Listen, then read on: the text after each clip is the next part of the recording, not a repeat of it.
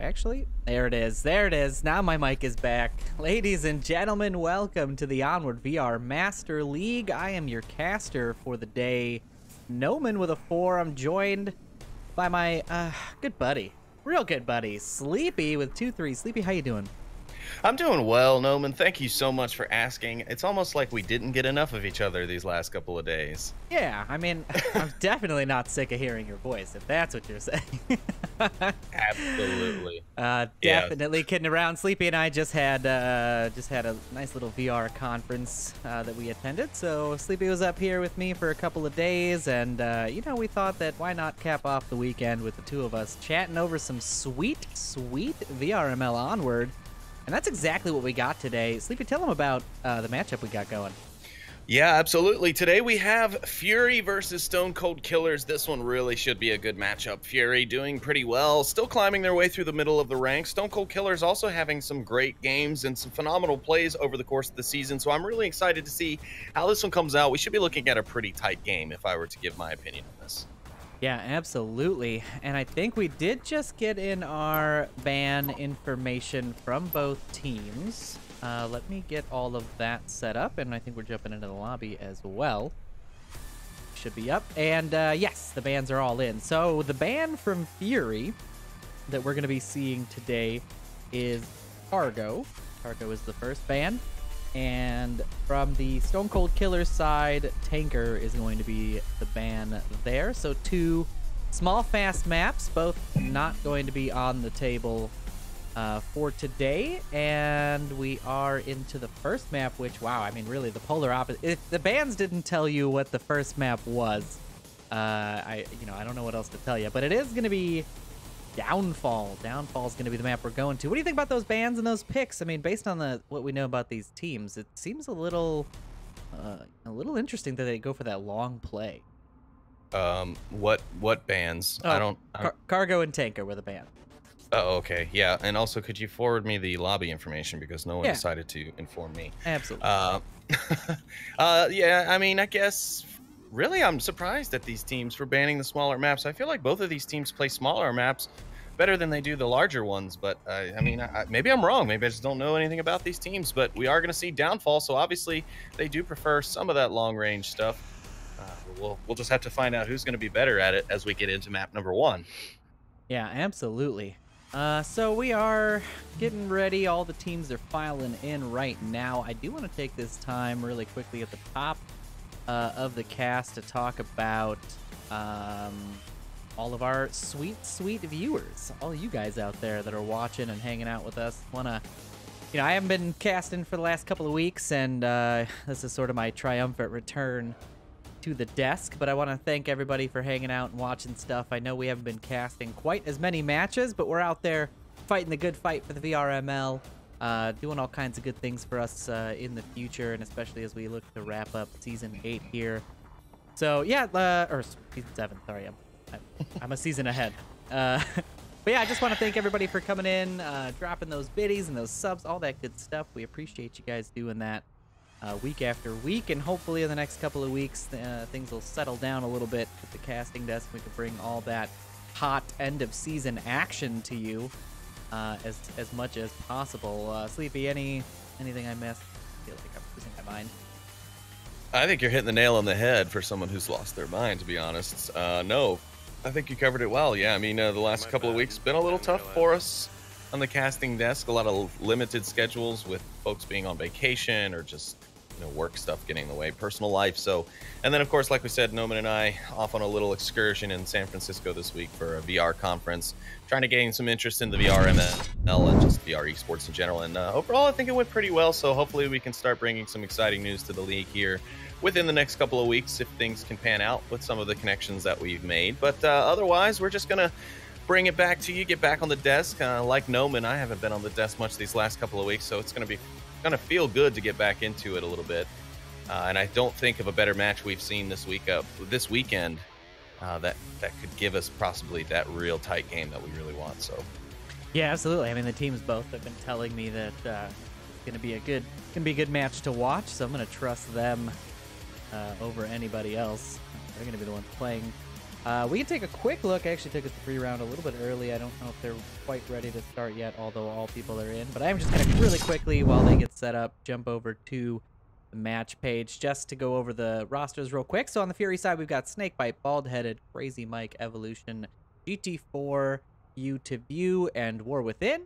And on the Stone Cold Killer side, we've got A Miracle Dev, Defilade SS, James Bauk, Tatobot, Technic, and JD Flyboy. I think JD Flyboy is the only new addition to either roster. He was picked up, I think, last week or the week before. So I don't believe he is in the game. No, he is not. Maybe he is. Actually, I don't know who that player is. Canadian DJ? That must be JD Flyboy. But we'll find out soon enough. It's also possible it could be a reservist as well, though. Oh yeah, absolutely. I did not see them post for reservist, but who knows? They can do secret shady dealings in the background without telling us. Yeah, so we've got all of that set up. I will now kick us back over to the 3 rounds. So the matchup is interesting. I think it's going to be a good fight because of their positioning in the standings worldwide. So Fury is 13th worldwide right now. The record is 7-5. Stone Cold Killers is 20th place in the silver division at 5-7. So they are sort of the reverse scores, wins and losses, 7-5. And this would be a huge bump for Stone Cold Killers if they're able to grab themselves this win out from under Fury. But Fury's been playing really, really strong, and I really don't think that we can count them out of any matchup. Really, they've put a good fight forward.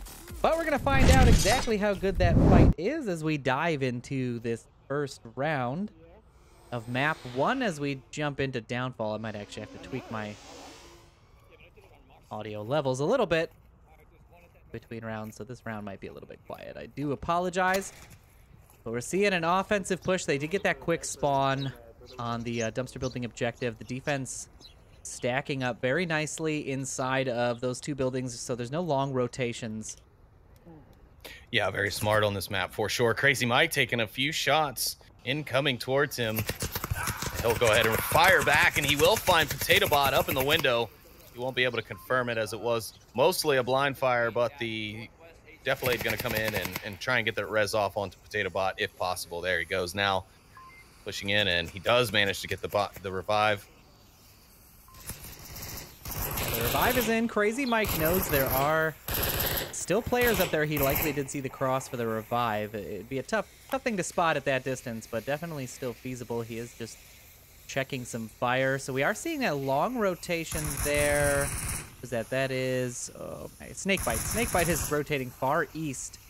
He's going to have to deal with that defender up in the South Marsoc building if he wants to get all the way around. But that could be really damaging to the Stone Cold Killers defense right now if they're not able to deal with him quickly. Let's see if we can jump over to his view real quick. Yeah, he is rotating through the ravine, so he's going to skip the entire South Marsoc Twins approach. And he might really just be able to punish Stone Cold Killers here. I'm actually going to stick on his view for a little bit as the rest of that Marsoc push is slowed up a little bit. Potato Bot going to find Crazy Mike there as he pushes up the West Street towards Center Hotel. Technic grabs Evolution as well as he comes through, but now I think this is Snakebite's opportunity to grab himself a couple of kills. And he does find one. He's going to grab Defilade. Rotates out of the backside of the objective building. The Canadian DJ going to get a little risky here. He's going to push his way outside of the all-purpose building there. He's looking for Snakebite through the window, but I'm not quite sure he's going to really have the angle. And all he's really also doing is exposing himself. He's best to just kind of hide in and tuck in. There's still 3 minutes, 42 seconds left. A lot of time on the clock. Fury still has 3 members up.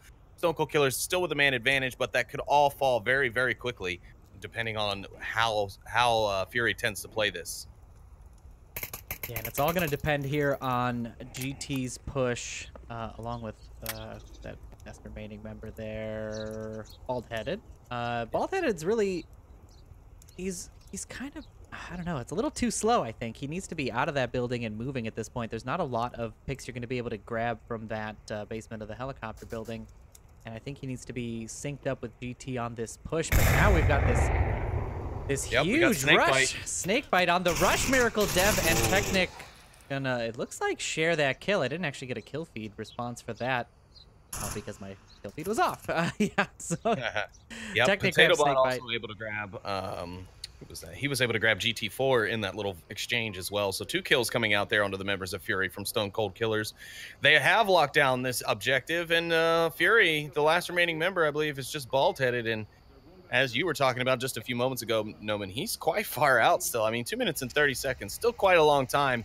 But on downfall, with as much exposure as there is, it's really not enough time. You're going to have to bound. He's basically just going to have to shoot and move from here on out towards the objective. And basically because of that rush that he's going to be kind of putting himself in. Yeah, see already the return fire now coming back. He's not going to be able to keep pushing this angle.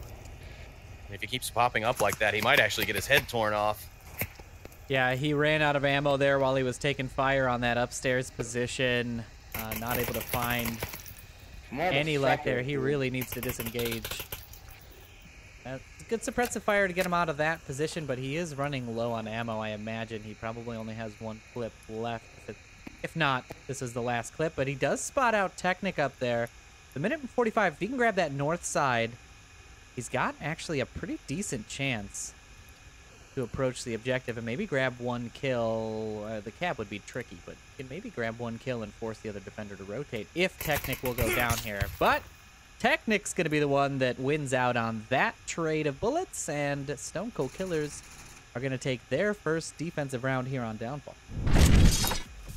And a great play from them. Very strong defense the whole way through, I feel like. I mean, they played a very, they obviously did not want to give up any caps. So they put how many people in that main building? 3 or 4? Yeah, there was 3 in there. So. Yeah, it was a great defense, and they did finally. I was a little worried when they didn't push anybody out towards the east side, but it looks like that final rotation there, it was really key because of that crazy flank that we had from the who was that on the backside? There was that Snakebite. I think it was Snakebite who was coming in the backside there, and he could have done a ton of damage if Technic and Miracle Dev weren't watching. He almost snuck right up into the basement of the objective building, for Christ's sakes. If Technic wouldn't have made a quick check down the hill, he would have made it inside and possibly been able to take down their defender downstairs. And, you know, depending on how fast of a capper he is, Snakebite could have possibly been able to actually get that cap in and really upset the start of this match. But he was not able to, thanks to Technic and his ability to just check those angles. He was very aware, and you can see that from his 3-0 here on this map. He and Potato Bot getting all of the kills for their team, not really leaving much for anyone else, but that's okay because their team wins the round and they get the points. So as long as they're playing for the cause, right? Yeah. That's all that matters. Exactly. Yeah, that was a great coordinated defense there. I didn't quite catch who made the call outs on that long rotation, but that was a really great job on all of their parts, and we'll see what they can do here when we switch sides. Be jumping into that shortly, I believe. Quick look here. Yeah, all the players are ready, and just as the caster checked, everybody is able to check in. And the spawns are in, so now we are not seeing mirrored spawns, and but there we go. We're in round 2 of map 1 as Fury looks to defend. So the spawn now is the quick spawn here right over the hill. I'm really interested to see what Stone Cold Killers are able to do as they push over. This is one of my favorite ones to watch. Teams can do some really fun stuff coming up over this hill. And really the defensive positioning could be pretty important as well. Yeah. Dev does spot one out at the wall there. Somebody did make center hotel without being spotted out. GT4 gets caught out by, or sorry, catches out Defilade there, and now Stone Cold Killers are down to 1. And there's a member of the that's Crazy Mike. Yeah, Fury is on a hard push up to where the attackers are, and he's found 2 now. Fury dropping members of Stone Cold Killers like they were going to the bathroom after a nice cup of coffee. It's all up to 2 members now of Stone Cold Killers. Fury's defense very tight so far here on this round. I mean, if you go back and look, GT4's position over here, I think I've already got yeah, I do have a cam set for you if you need. Just sitting here in this nice little bush. Interesting spot you don't see utilized very often, but a very great spot to be able to cover both the hillside and the ridge line up there, as well as the exits from the valley without being, seen. So a great spot, realistically. It's just very exposed. I mean, the first time you're seen there, you're pretty much dead because obviously that bush isn't going to provide you any sort of protection from the inbound rounds that may be fired at you once you've been seen. But until you've been noticed, it's a great spot to launch the ambush. And there we go. See, just like that, GT4 does see Potato Bot as he pushes up the hill line. He does not. He's not able to take him down. Potato Bot's aware of it. My guess is, though, Potato Bot's going to miss. It's going to misidentify where the shots came from and actually be focused up on that stable, as we like to, West Stables, I think is what some people like to call that. Yeah, but the shots ringing out have alerted Fury, and unfortunately, GT4 is going to grab Snake Bite, and that team kill is going to come out in the end. But as Potato Bot rotates out to try and grab himself a kill, GT4 is going to redeem himself, grab himself that Marsoc kill, and now there's just one remaining member of Stone Cold Killers, Technic, and GT4 grabs another team kill. Wow, that's 2 in less than a minute. Oh boy, that is definitely check your tablet territory. That's a 2-game suspension right there. And Technic's gonna grab GT4 as punishment. Too many shots coming out onto his own team, and Technic's able to spot him out. Unfortunately, it's only a down. No confirm gonna be coming out there. I wonder if he was able to spot him out. Let's actually, I'm going to quickly jump over to GT's position here, see if I can hear a call out while that Marsoc player rotates. Well, I will tell you one thing.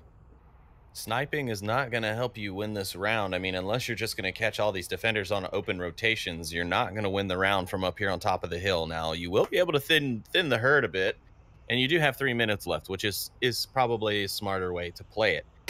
But, okay, there we go. Finally, the confirmation shot onto GT4. Don't know why it took him a minute and a half to do that, but you know what? It's fine. The pressures of war can sometimes get us down. And Technic finds another. He's thinned the herd, just like we've talked about. And it's all up to the one member of Fury now to defend the objective. And Technic's got nothing but time. He's got the long range. He's got the elevation advantage. I mean, that would make Anakin Skywalker proud. He's got the drone as well. I think the drone could be really key here, but it really is just going to be which window he checks and how long it's going to take for him to catch it. Bald-headed there. We saw the null, but that's actually the player giving up because there was not going to be a resurrection for him in the cards in this round. But yeah, Technic now has to find a way to rotate. I do believe Bald did make that call out. So the last member of Fury should be able to zero in on where Technic will be approaching from, but now he's on this rotation up onto the hill, and Technic might have just spotted his head. He did see him come up here. Yes, he totally did. Oh, and this is interesting now. So 1 minute and 45 left. Technic's got to find a way down from this hill, and now the defense has given him a really simple way to do that. He's just got to keep an eye on the windows of that white building. And to be fair, only one of those windows actually looks out in his direction. Oh, I think he's going to be able to run right by Evolution here. I think if he makes too much noise, he totally has. No, I don't think he has, though, because that is as close as he was going to get to Evolution's building as he ran down the ridgeline, and he made it through. But I think Evolution's just going to get lucky and rotate out. He does. He finds Technic, and Fury take their first point on the map, and we even things up here in round 2, 1-1. Wow, and that, man, I really thought he had that one, but yeah, I think rushing that fast when you've still got, not a ton of time, but a decent amount of time to come down, and you know where that defender is. I don't know. I always have a hard time turning my back on where a possible defender or an offensive member might be. But every player's got their way of doing it, and Technic they're not able to pull through, although quite a performance. Despite that, picking himself up, I believe that was 3 kills. That sniper rifle on the South Hills. This long-range stuff's starting to make sense now, right? Now that we've seen these first 2 rounds. Yeah, it is. I mean, especially on the side of Stone Cold Killers, they knew that obviously they had themselves a ringer with that sniper that is Technic. Like you said, he got, I think it was actually 2 because I do believe he had 3 after the first round. Maybe got robbed of another kill in this last one somehow. But yeah, anyways, he's doing a fantastic job, and he's doing so with those long-range weapons. So that's always interesting to see. It's not a lot of players you really see using those sniper rifles. I mean, yes, teams usually will have a dedicated marksman player who is good with it. But, you know, it's really not as common as you might think it would be for maps like this. You see a lot of players still running LMGs and AR weapons rather than going for bolt actions or DMRs, you know, designated marksman rifles. So it is interesting to see, but I can see, you're right, exactly why Fury or Stone Cold Killers might have been okay with this map choice. Yeah, definitely makes sense from the Stone Cold Killers side. I've seen a couple of decent long plays from Fury as well, but not a whole lot, except for Defilade there picking up GT4 as he rotated out to the east. He does catch the lone member that was heading on that long east flank, and now Fury's going to have to deal with just that south and that southwest approach, that direct south and southwest approach.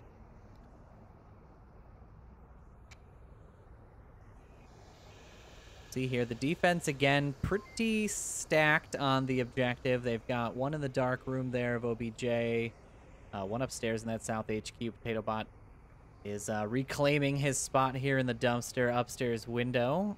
We'll see if Crazy Mike or Snakebite are able to catch him out in this position. But right now, they're taking the long, slow approach. Snakebite actually crawling all the way down this west street. It's actually not a bad idea, right? If you never really make the defenders aware of your positioning, this sneaky crawl could really get you a whole lot of distance.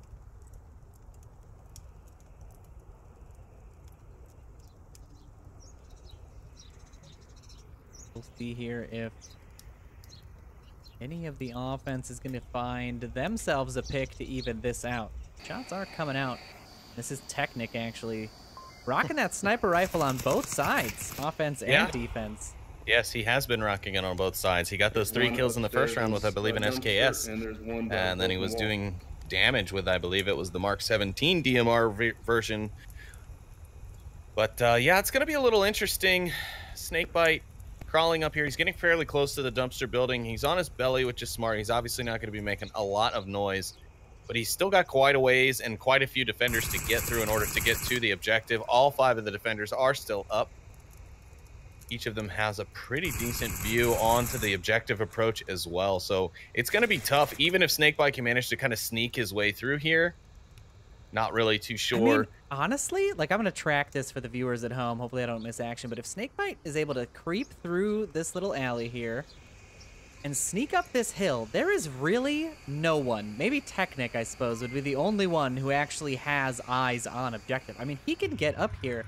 Oh, actually, sorry, I cut that camera a little too far away, but he has got a pretty direct route to the objective, and I wonder if he's going to take it. Now, he looks like he's choosing to go around the backside, but oh man, that is such a clean crawl you could make. Oh, yeah.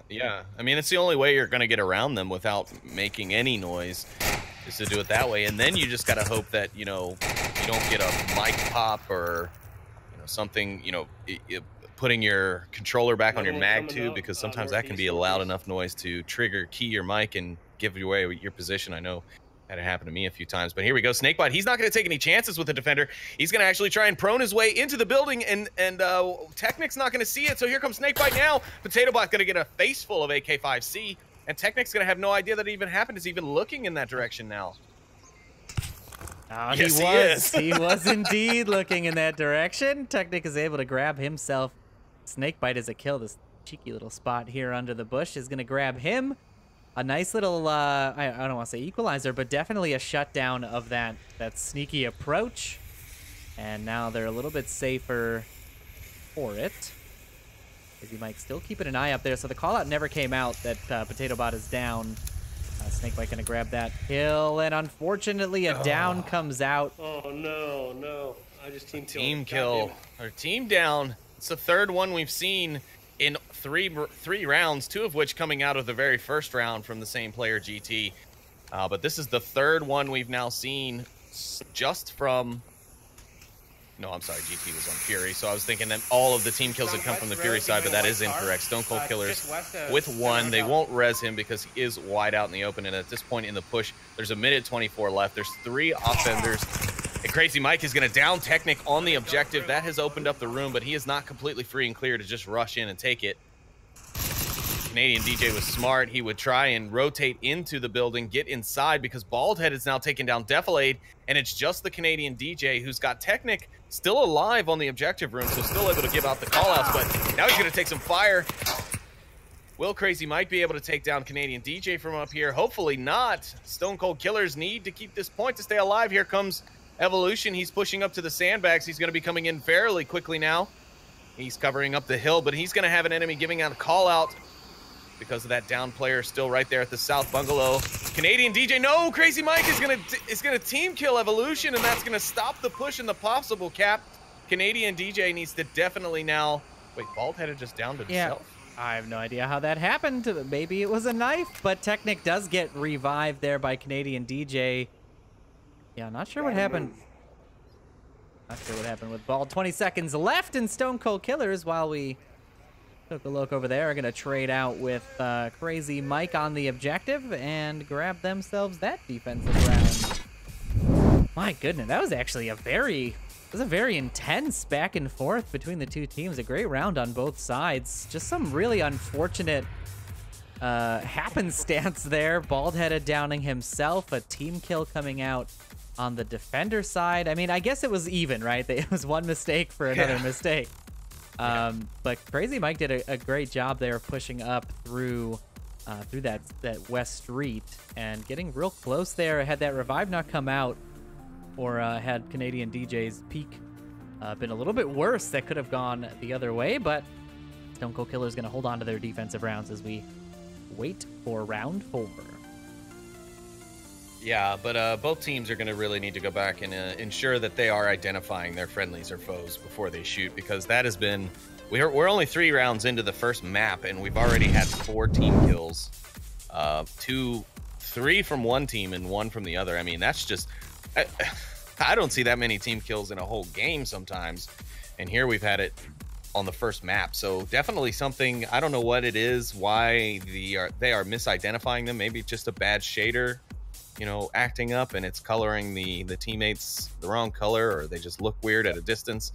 Not really too sure. I can't speak for the teams, but gonna have to really be careful with that, because in a lot of these maps, or a lot of these rounds that we've seen it happening, I feel like they're taking out some of their most, like, you know, important player, not important players, but important because, like in that last push, for example, Evolution was like, you know, 15 meters from the objective, and then unfortunately Crazy Mike took him out. So it's like that guy could have actually gotten the cap and taken the map for you, or not the map, but you know, at least the 2 points in the round.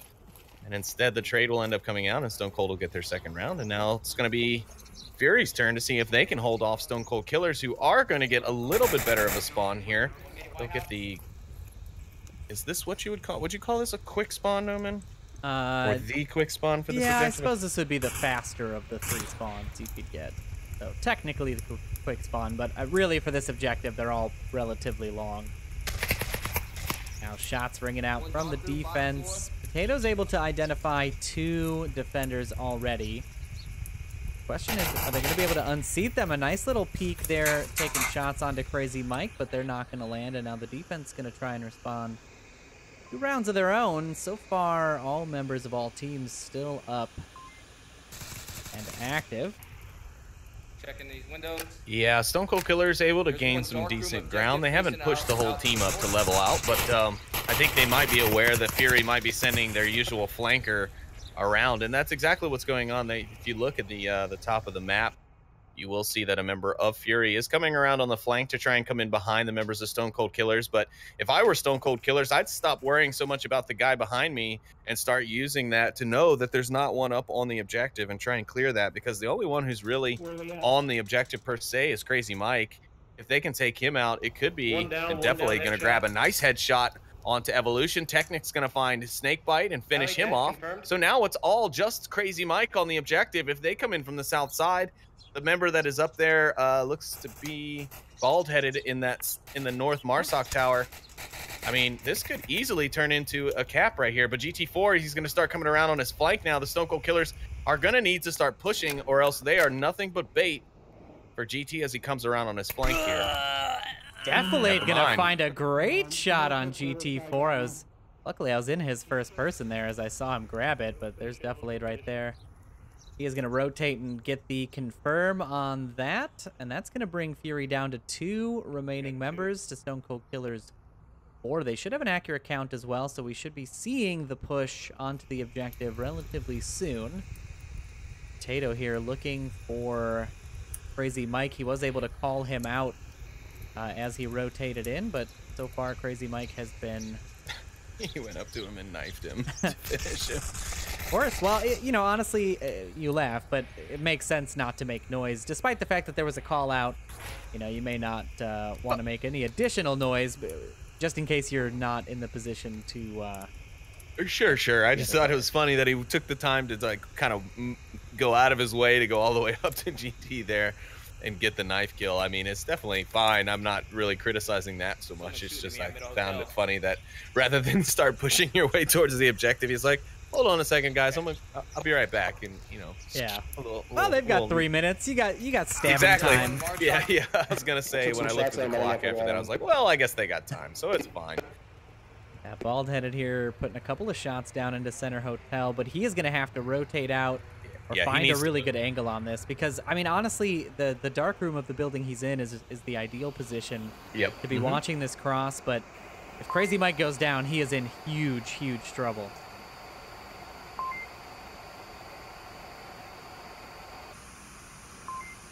We'll actually keep an eye on Crazy Mike's view here of the defense.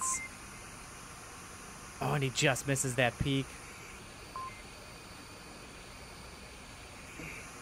He is in a lot of danger. There's at least 2 members of the offense actively watching him.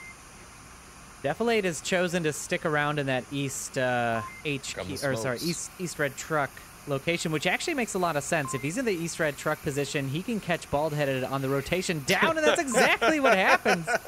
I swear we're fortune tellers today, Noman. Yeah, that was precognisant work by me. Crazy Mike gonna find Canadian DJ as he tries to cross in front of the smoke. Now it's gonna slow up the Stone Cold Killers a little bit, but they've still got 3 members up. Yeah, to be fair, the smokes weren't great. I would have probably crossed in that direction. Now we're gonna see, looks like Technic. Maybe he's gonna use the old relocating smoke technique. No, the smoke will fade out, but he is using it to get a little bit of a different angle. Another smoke will come out now, and a good place smoke there. Defilade's coming around. He's coming in for the cap. He gets a grenade in the window, and it gets Crazy Mike as he runs out. Stone Cold Killer is going to find the round, and they go up 3-1 on map 1.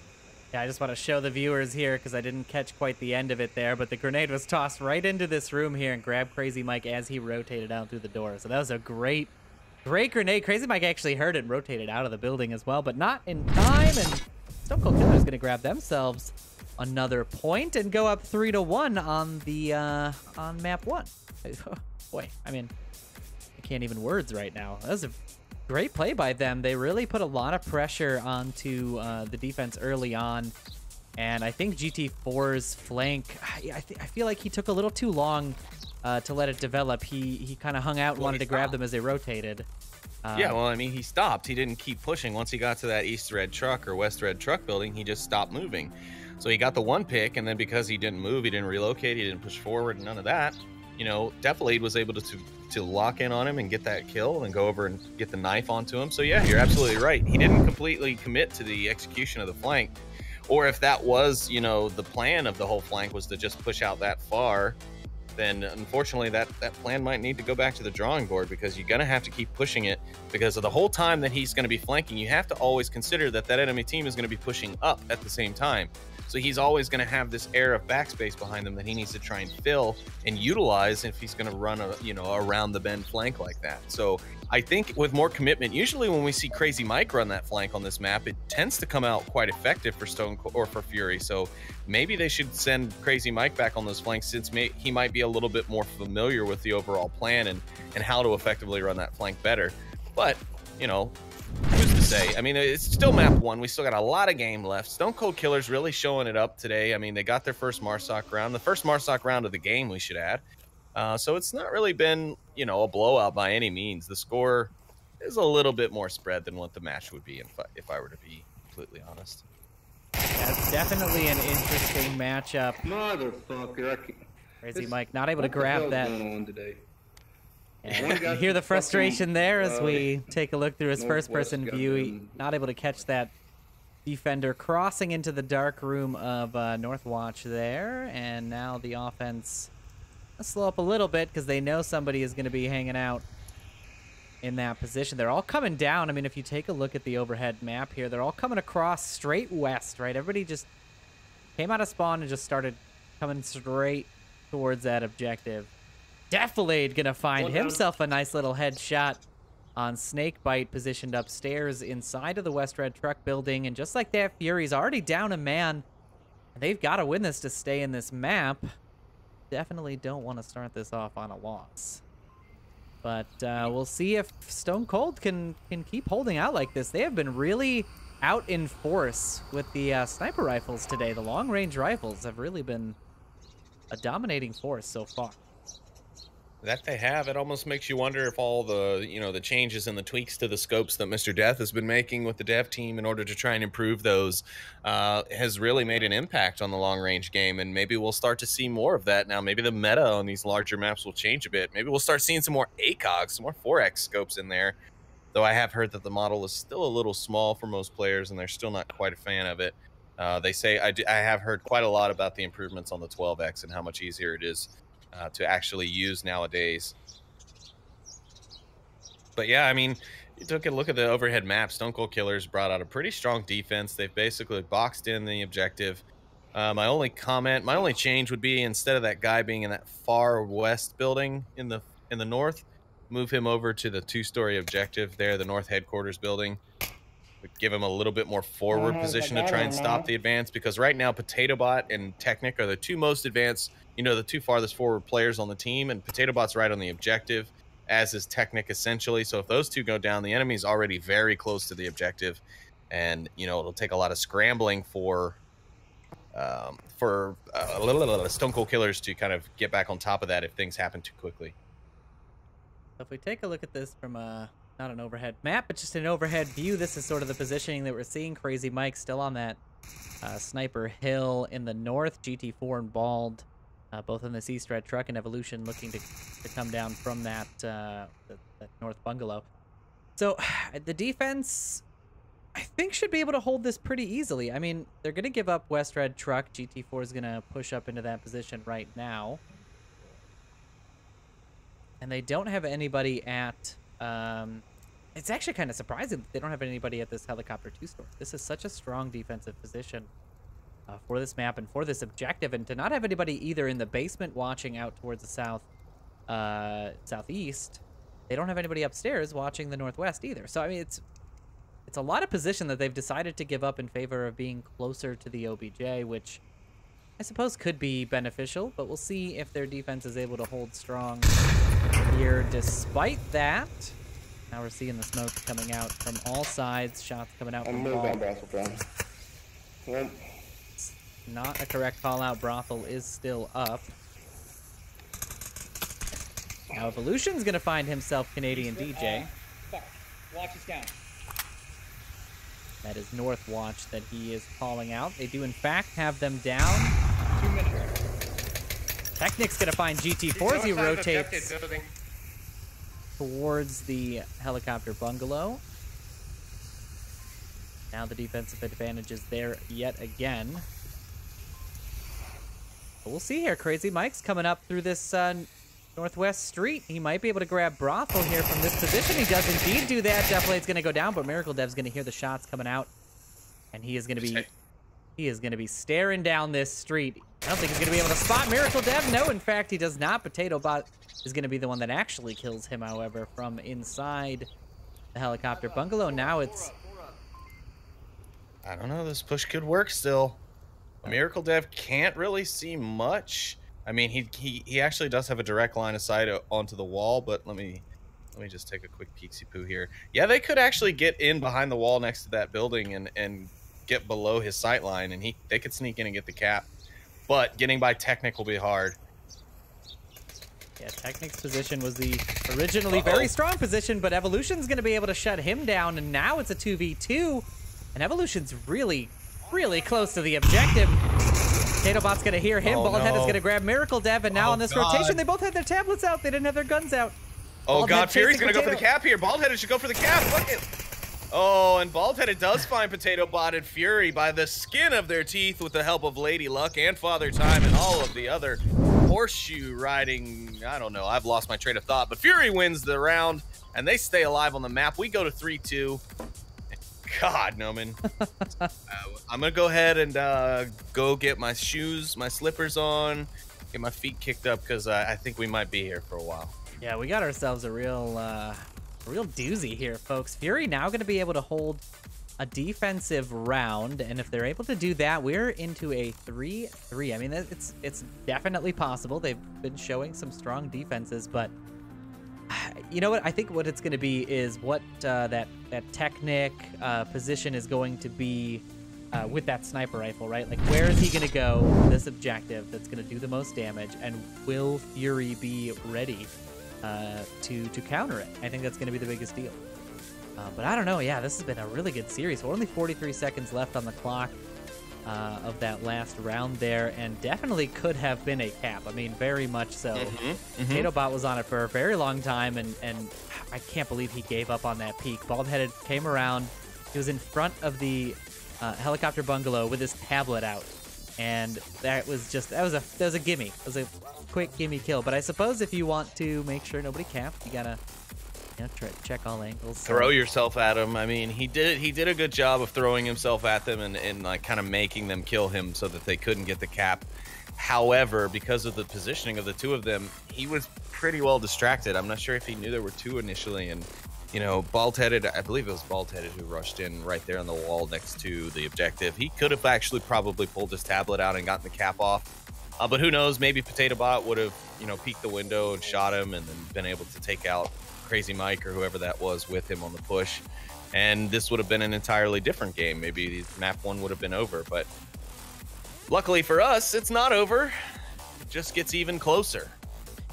Yeah, and this is the good juicy series that we had promised our good loyal fans here, and I'm glad that both teams. I was in chat with Miracle Dev before the game, and he was telling me it's gonna be a good one. I was like, you better make it a good one. I'm over here. I'm exhausted. We just got done playing the ESL tournament with my Blaze team, and that was a whole 4-hour ordeal. And if I'm gonna cast a match, I want to make sure that the match I'm gonna give up my Sunday night to is gonna be a good one. And it looks like Miracle Dev passed that information on to both teams because they are both playing very, very solid right now on Downfall.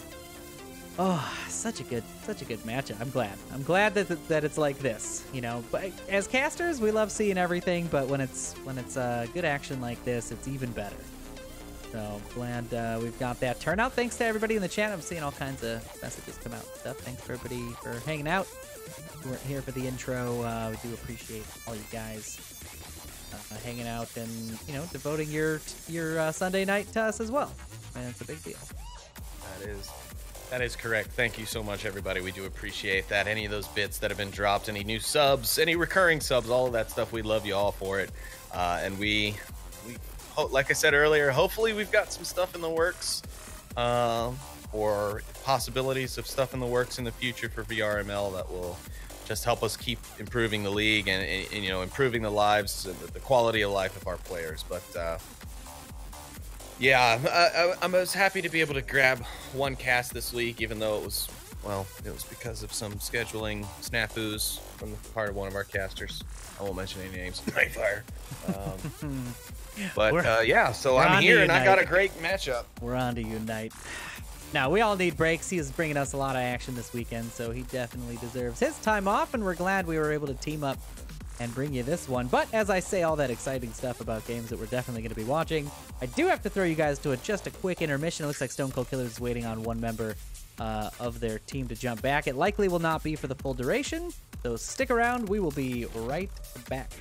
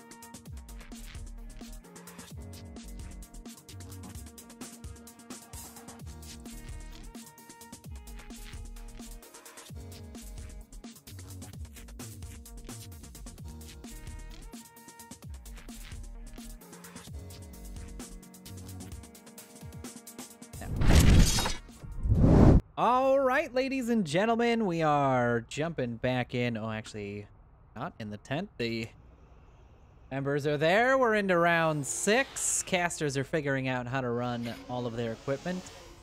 And we're learning how to brain today. It's okay. It's you know, I don't. You guys know. Everybody here knows. And for those of you who don't know, ask the people who know.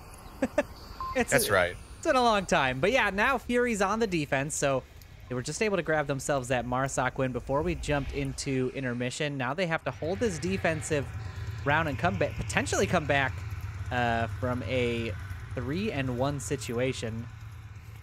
Defilade here making the running motions with his hands as he runs across the side. You gotta love that. It's the little Easter eggs in these games that I really... God, I'm gonna miss the action just watching him doing this, but... Who is this? Defilade up here. I've on camera one. He's swinging his hands like he's actually sprinting. But his position's gonna be great actually. He does have that long range rifle, and he's gonna be posting himself up in the spawn villa. We'll see if he's actually able to grab himself any kills from here. Looks like from the caster vision, he's not gonna be able to spot any defenders out. Maybe one. No, he's just on the corner of that building. I don't think he's going to be able to spot, who's that out there? Crazy Mike behind that wall. Most likely pick that he could get. But if he just rotates out onto the hill, he could definitely maybe grab himself one. But again, like I said, it's all these sniper rifles that are out in force in this match today that we have to be on the lookout for. Technic right now is leading the Stone Cold Killers. He has got himself 8 kills, all of which are with scoped guns, all of which with long-range scoped rifles. Funny that he says that he was firing in the direction of a defender, but calls out that he was just pre-firing a door. That's a dang good guess, Technic. You made a real good guess there. Defenders are now a little bit slowed up in peeking those doorways, but the offense, taking a look at the overhead map here real quickly, very spread out. And I'm only seeing 4 members. Are you only? No, there's all 5 up. It's just a map glitch. There is 1 member that didn't show up on my overhead map. Now shots are going to be ringing out from Crazy Mike. That's going to be to down a drone. And you know, I said, I wonder if anybody's going to start using the 4X any. Get out. And well, Technic, he's using the 4X actually. Yeah, that's right. Yeah, I did not call that out, but I did notice that Crazy Mike. No, you didn't. Does he? Okay. We'll fight about it later, Sleepy. Right now, it's time to bring the folks the action. Crazy Mike here was able to hear one of the members, but Technic is gonna not get a chance to use that 4x10. He Avail as Baldhead grabs him coming down those Marsoc rocks towards the objective, and now it's gonna have to deal with, oh, and I can't see his name through the wall. That is Potato Bot here on the back side of the wall. Got to be careful with his rotations. He's really, I mean, Baldheaded's kind of stretched thin here. He's watching that center bungalow, the shots bringing out there from Canadian DJ. And he's also watching Potato Bot potentially come up into that ravine side. Hopefully that overextension doesn't cause them to lose the round. But Stone Cold Killers are the ones that are struggling here. Potato Bot going to grab Snakebite in the center hotel. Yeah, no, good pick for him. Now, finally, the man disadvantage that Stone Cold Killers had after Technic was picked up there earlier on has been evened out. Potato Bot going to try and find some return fire onto another member. Will Baldheaded peek this door? Baldheaded's peeking the door. He does see Potato Bot, but he doesn't find the shots. Yeah, Potato Bot was taking actually shots on Crazy Mike. I happened to be in his first-person view there temporarily, and that's who he was trying to pick up. It was actually a very close shot. Caused Crazy Mike to have to retreat a little bit, but yeah, Baldheaded now. Oh man, if he peeks this exact same window that he used to grab Technic right now, oh, he could have grabbed Potato Bot easily, but unfortunately he rotates to face towards the north, and Potato's gonna get all of this ground now into the south HQ. Got shots all over the place. Definitely it's gonna find Crazy Mike on the wall there. Uh-oh, are we going to see another Marsoc round win here for Stone Cold Killers? Will they clinch the map here, 4-2? We got a minute and 17 seconds, folks. It's down to the last 3 members of the defense versus 4 members of the offense, and now just 2 members as Defilade finds another one. It's all up to Evolution. He's right on top of the objective. Does he have any support? No, his nearest defender is off in the dumpster building. He does find one. He starts to even things back out a little bit, but if the others here in the north side start to make their push, if they take down Evolution, it's pretty much done for. Snakebite gonna have to, or Baldheaded, I'm sorry, not Snakebite, gonna have to find his way back towards the objective somehow, because if Evolution goes down, he is just too far away. Yeah, Baldheaded grabbed himself a nice little kill there. Now he's communicating with Crazy Mike, letting him know he's gonna throw a couple of distractions out towards the offense, hopefully slow them up a little bit. They've only got 30 seconds now. Defilade's gonna find that long headshot onto Baldheaded, all the way into the dark room of the dumpster building, and now it's just all up to Crazy Mike. He's got 20 seconds left. He needs to hold this defense, but really is no Marsoc member in sight. Evolution. Sorry, Evolution. You're right. You're right. It's Evolution, not Crazy Mike, and shots are now ringing out towards his position. They've only got 8 seconds, though. If he stays tucked in, if he just jumps into the building. He's good. Yep, he's fine. The time will be on his side, and that's it. Fury do take the round by 2 points. Wait a second. Oh, yeah, it was 3-2. Okay, I was like, wait, did they just get 2 points for a time run out? Because I'm pretty sure that was taken out of the game a few patches That is not currently in the game, and yeah, the time does. I guess there was a little bit less time than I thought there was. I forgot the timer ends on 2 seconds now instead of 0 for whatever reason. But yeah, that is going to be very fortuitous for Fury to have 3 members of your offense up like that and not be able to make any forward progress. That's pretty rough, but so far they've been doing well in the defensive realm of things, and now that's where they're going to have to try and close this first map out against Fury on, as we do get into that 3-3 we had just talked about. But I mean, oh man, Defilade with that just scoped rifle damage all over the place. Putting shots into windows, grabbing Baldheaded there with a nice headshot. I told you it was gonna be scopes. I'm so accurate. Today we are accurate casters. This is the day. It must have been that that new VR technology we tried up in San Francisco this weekend. We got that Cognizance VR.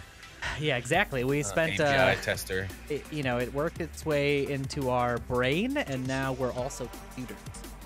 So we're basically always in VR, which means we're always right. I'm just gonna let that logic sit there for a little bit. I was telling Sleepy before we got on the cast, might be a little bit loopy today, and I think that's coming out here as we get into Well, this that's final all right. round. I think we're both at that point. Our brains were turned to goo as we put on our businessmen hats and tried to put on our prettiest smiles as we did a few panels up at that Microsoft Reactor VR Arcade and VR Esports conference up in San Francisco this week. We met a lot of great developers, a lot of people who run VR arcades as well, which obviously isn't necessarily the VRML's bag, but as we've seen, we've got a few teams now, both on the VRML and in the VRL side, who play from VR arcades. So it's definitely a part of the community that we want to welcome, but it is something a little bit new for us as well. But we got a lot of great information about it, things like building brands and how to grow audiences and stuff like that from some really great people. So a lot of things that we'll be going over with the admin team and with the casting team in order to try and continuously improve the product that we try and put out here on VRML. And of course, as other games start back up and provide us with the tools that we need for quality spectating modes, then we will also start bringing more action from other games as well. So stay tuned for all of that. A lot of ideas, a lot of sparks made in the mind of Noman and Sleepy this weekend. Yeah, absolutely. And actually, I just while we're waiting on, I think it's another drop there by Stone Cold Killers. We're waiting on the final member to rejoin before we jump into this final round of map 1. But I do want to remind people, if you are interested in becoming a caster for any of these future opportunities, we do have all of that information on the VRML website. It is under the registrations and join as caster link, so you can jump in there, fill out the application, grab yourself a couple of recordings, and potentially join the casting team. There's going to be a ton of opportunities, I think, in the future to expand VRML and castings, either in Onward or beyond. So do let us know if you're interested in that. But yeah, lots of fun and exciting stuff that's going to be happening. But honestly, nothing as fun or exciting as the match we've been watching so far. Yeah, Noman, as I was sitting there thinking in this time that we've had, I'm almost wondering if Stone Cold Killers gave up the round, once they realized they were low on time. I wonder if they were just like, they called into each other and were like, hey, why don't we sit this one, and then that way we go onto defense for the final round. I mean, isn't that one most teams, they were in a very hard situation there to have to win the map on defense, but now they put Fury in the situation where if Fury doesn't win this round, they lose the map. So Stone Cold Killers are in a good spot. Most people would prefer to be on defense for the match point, I think. And I think, maybe Stone Cold Killers called an audible and said, let's give them the round so we can go to defense and end this map and maybe, move on to something a little bit quicker paced. Well, something that might favor one of them. I think the biggest problem with that is that Stone Cold Killers would want to win this by the largest margin possible, because that is going to be where their real MMR gain is going to come from, right? The gap is pretty wide. They're 8 positions apart on the worldwide standings, and if they keep the score too close, they likely won't gain too much MMR and too much of a standing boost. So it's possible, but I really do think, Defilade there was putting in a ton of work. He's actually 9-5 for his team. Technic with 8-3. Between the two of them, 17 kills. Basically 3 entire squads worth, 3 rounds worth of enemy kills between just the two of those players. And I think Defilade was putting in the work to try to grab as many kills as they could to make that rush down. It's just that the rest of the offense wasn't capitalizing, on the holes in the defense that they were creating. So I think it might have just been more of they didn't find the right picks at the right time, situation, and they got themselves down a little bit too low to be able to make anything happen. Obviously, we saw the rotations at the end there, and I would think if they wanted to throw the round, they wouldn't just throw away a few, deaths on top of it. So, but who knows? It's possible that they just sort of gave up and did their run for it in the end. But yeah, they're going to struggle on this objective, I think. This objective is going to be really tricky right now. The viewers at home can't see it, but we are going to be seeing that North HQ, North Helicopter Building, whatever you call it, objective right in the corner there.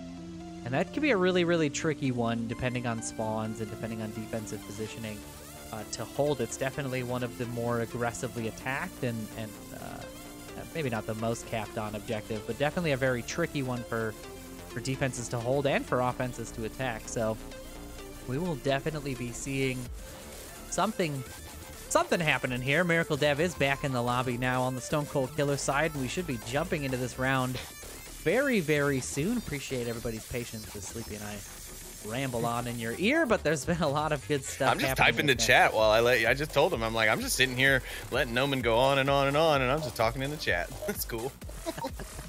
Someone's got to keep him happy, you know? Someone's got to keep the chat engaged and active. Yeah. But you know somebody what, said Sleepy? we both talk a lot. So. Well, you know what? That's why we're casters.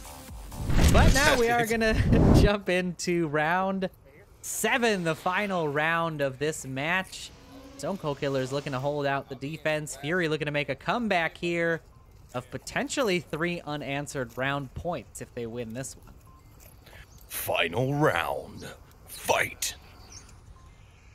Babyality. Babality.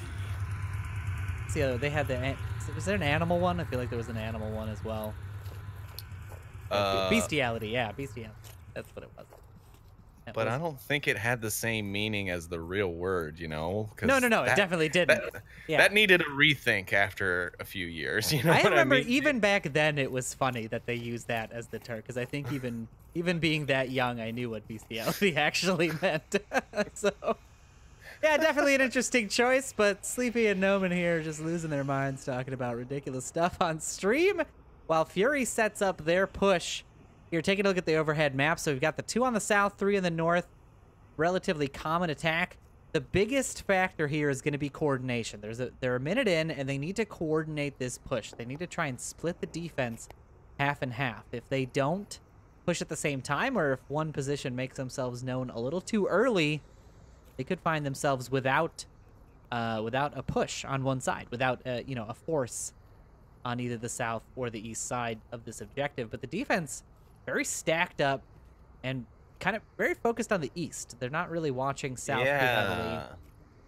They're also not really watching the north very much.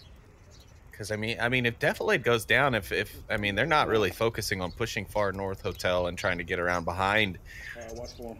Excuse me, Defilade at any point here. I mean, now he's taking some shots, so they know he's there. They know they're not gonna be able to take that. It definitely does go down. So now the objective coverage, you know, outside on top of the objective is basically null. If Technic goes down, you know, Canadian DJ's gonna have to give up his spot down below in order to watch the top. I mean, this could really fall like dominoes if they don't get this together. I mean, Technic is going to have to make sure that he does not go down. He's going to have to stay tucked in, try and peek very carefully. A Miracle Dev, though, will find Snakebite on the eastern side as he tries to cross the road by the southern red truck. He's trying to get the double tap in, but luckily for Snakebite, he has fallen behind a wall, and he will be invisible or not visible to the enemy team. Yeah, that down is going to come out, but it is a possible res if they're not vigilant about keeping an eye on that body. Technic was able to find evolution there while you were describing the situation, so they did even up the members, but now Technic's getting a little antsy here. He needs to stay tight, stay tucked in, because, I mean, he is, yeah, definitely the core of this defense right now. He has eyes on the bulk of the offensive push. We'll see if he does decide to respond to those shots. He's getting risky, man. Peeking that outside corner on the lower level. I mean, that's just nothing but visibility. And now he's running just straight out in the open here towards the objective. How did Crazy Mike not see that? Maybe the building, the West Red Truck building, covering it. Definitely covered by that West Red Truck building. So the rotation was pretty smart, but this position I think is very, very weak. It's honestly, it's the first place you check if you're coming in from the east side. So if you're in the windows at all. And now they're pushing Canadian DJ up into the center bunkers. I mean, that's pretty far forward. It's going to put him into the line of fire. He's going to be very much in danger being in that position when he tries to rotate out, depending on if something happens. Fury tries to push the street, but they get shut down. Potato Bot finds Snakebite and finishes him off. GT's going to look for a kill. The Canadian DJ, contrary to my beliefs, does find Crazy Mike, though he is unable to confirm it. He is trying to get this second member of the offense. Gonna toss a little nade out on him. And I think it's gonna be in. Yeah, it is. And it is, in fact, an insta-kill at that distance, which is, I mean, he must have been damaged, but he does find that kill. Bald-headed with a nice little grenade answer back. Gonna grab himself the res on Crazy Mike, and now it's a 3v3. It's turning into a good push here. Crazy Mike and Bald-Headed could realistically completely, you know, negate Technic with some smart smokes here. Crazy Mike gonna go ahead and pop a grenade into that sandbag section as well, just in case the defender that Bald-Headed fragged was not completely dead. Potato Bot gonna find GT4, and now Fury better do something here on the north side. They're running out of time. Crazy Mike finds Technic, and that opens up the objective. Bald-Headed should be rushing in here, and he finally does. He's on the move. He's got Tablet out. He's running as fast as he can, but here we go. We got a Miracle Dev coming in as well. Will he catch Bald-Headed? No, he's gonna stop, and Fury are gonna win. They're gonna take the map 5-3 with a nice cap there at the end. Unbelievable. He was right on the corner. I don't know if he would have made it, but he was right. Could have shot him though, on the corner. But he could have seen him on the corner, well, and he broke the corner. He could have seen him. Absolutely, but I just don't know what state. Like, as soon as he rounded that corner, the 5 points went up. You know what I mean? Like, sorry, as it went up the stairs, that 5 points went up. So I think it would have been really tight. I mean, it was obviously possible, but oh boy, I don't know. That was so close. Fury putting up 4 unanswered points there, coming back from a 1-3 situation. Stone Cold Killers were in the lead for the bulk of that series, and Fury able to put up an offensive round, a defensive round, and then that cap that we just saw there to take that first map 5-3. Woo! Ooh, doggy Sleepy. That was quite the first map. That was the first map. I just want you to know that. I want you to know how the first map that was, because how the first map that was so the first map. Yeah. That it couldn't have been more first. Correct. That is the most first map that could have been. But now we're going to be seeing the second map choice coming out from these two teams, and that map choice is going to be Suburbia. So now we're getting back into the tighter, faster maps.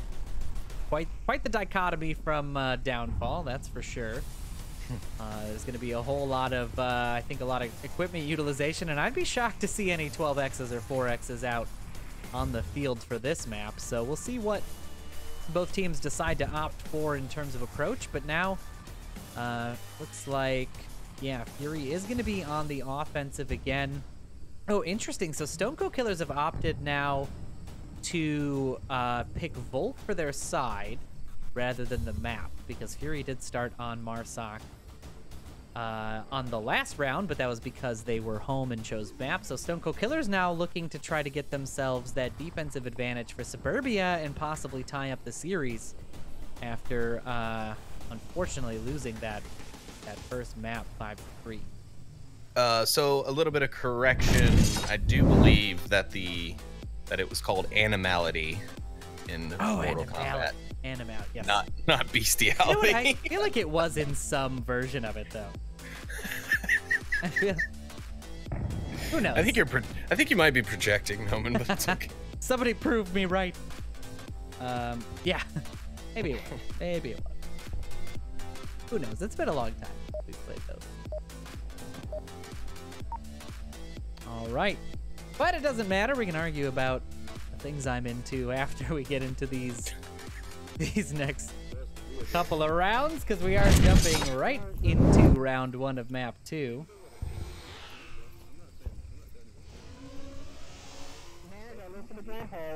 You never know, though. I say that, and they're gonna rush, then you're gonna blame me. So some discussion there from Fury about the potential defensive positionings of Stone Cold Killers.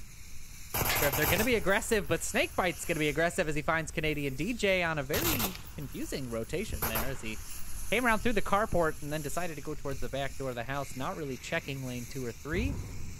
Snakebite going to grab himself an easy kill, and now Stone Cold Killers is going to be working with a man down in this first round of map 2.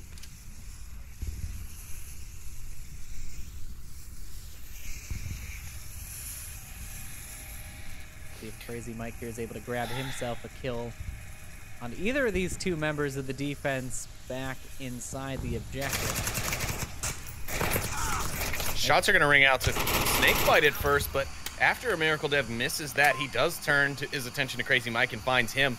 Now Snakebite's in the center house. He's upstairs. Will he try and go for Technic? Or will he just try and get the picks?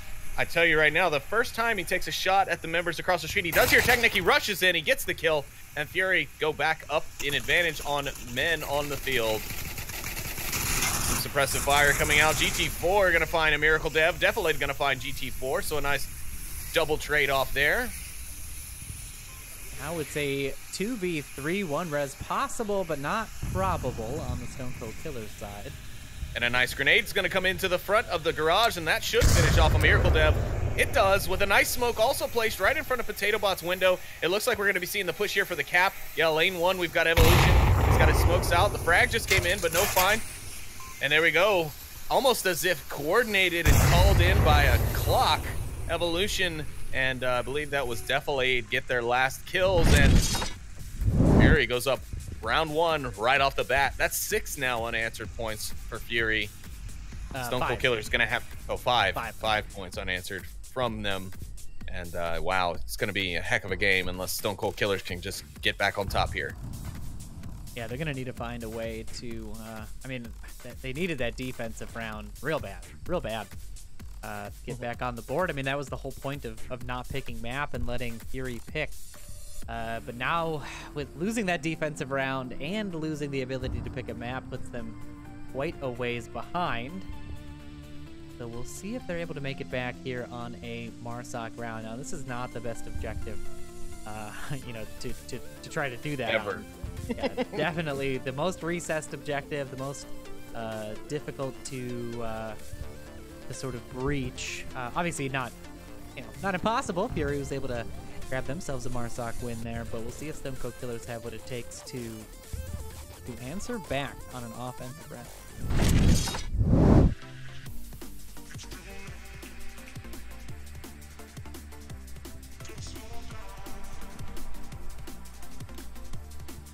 And the teams should be just about ready to get going here. I do hope so, because Downfall was an hour-long map, and I really hope that Suburbia does not take an hour to play either. Hey, as long as they can keep it as tight as they did on Downfall, it'll all be worth it in the end. So I'm going to give them the benefit of the doubt and see maybe Stone Cold Killers put themselves up on the board here and keep this series nice and tight as we are now jumping into round 2 of map 2. 226 5262. 2's in that code as well. 265-262. All 2's, baby. Bald-headed, we can see him there in the distance, placing a C4 on the edge of the chimney of the burning building. Classic bald-headed play that we've seen last couple of weeks in the league.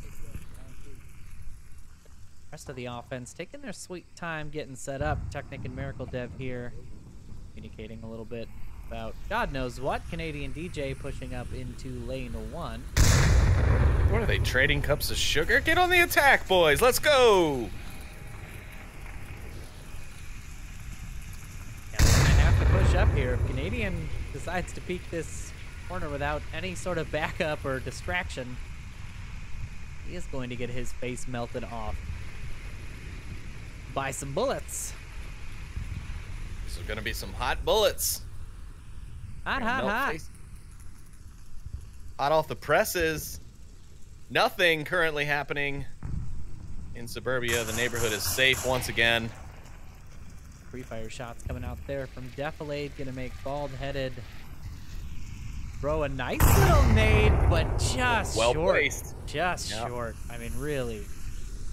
Inches from making it over that wall and grabbing Defilade, but lucky. Defilade. Well, I mean, inches can make the difference, right, ladies? Oh, this cast. Giving up. Yeah, we're gonna Doc is gonna fire me.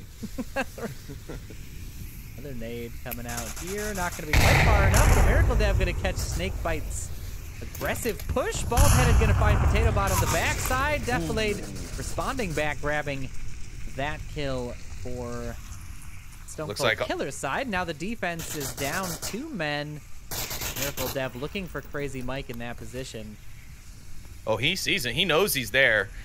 He waited for the peak, but he didn't quite get it when he needed it. But I'm sure, hopefully, he's given that call out to his team. Here's Canadian DJ on the corner. A nice place grenade. It's going to be too far. It's going to go to the tank.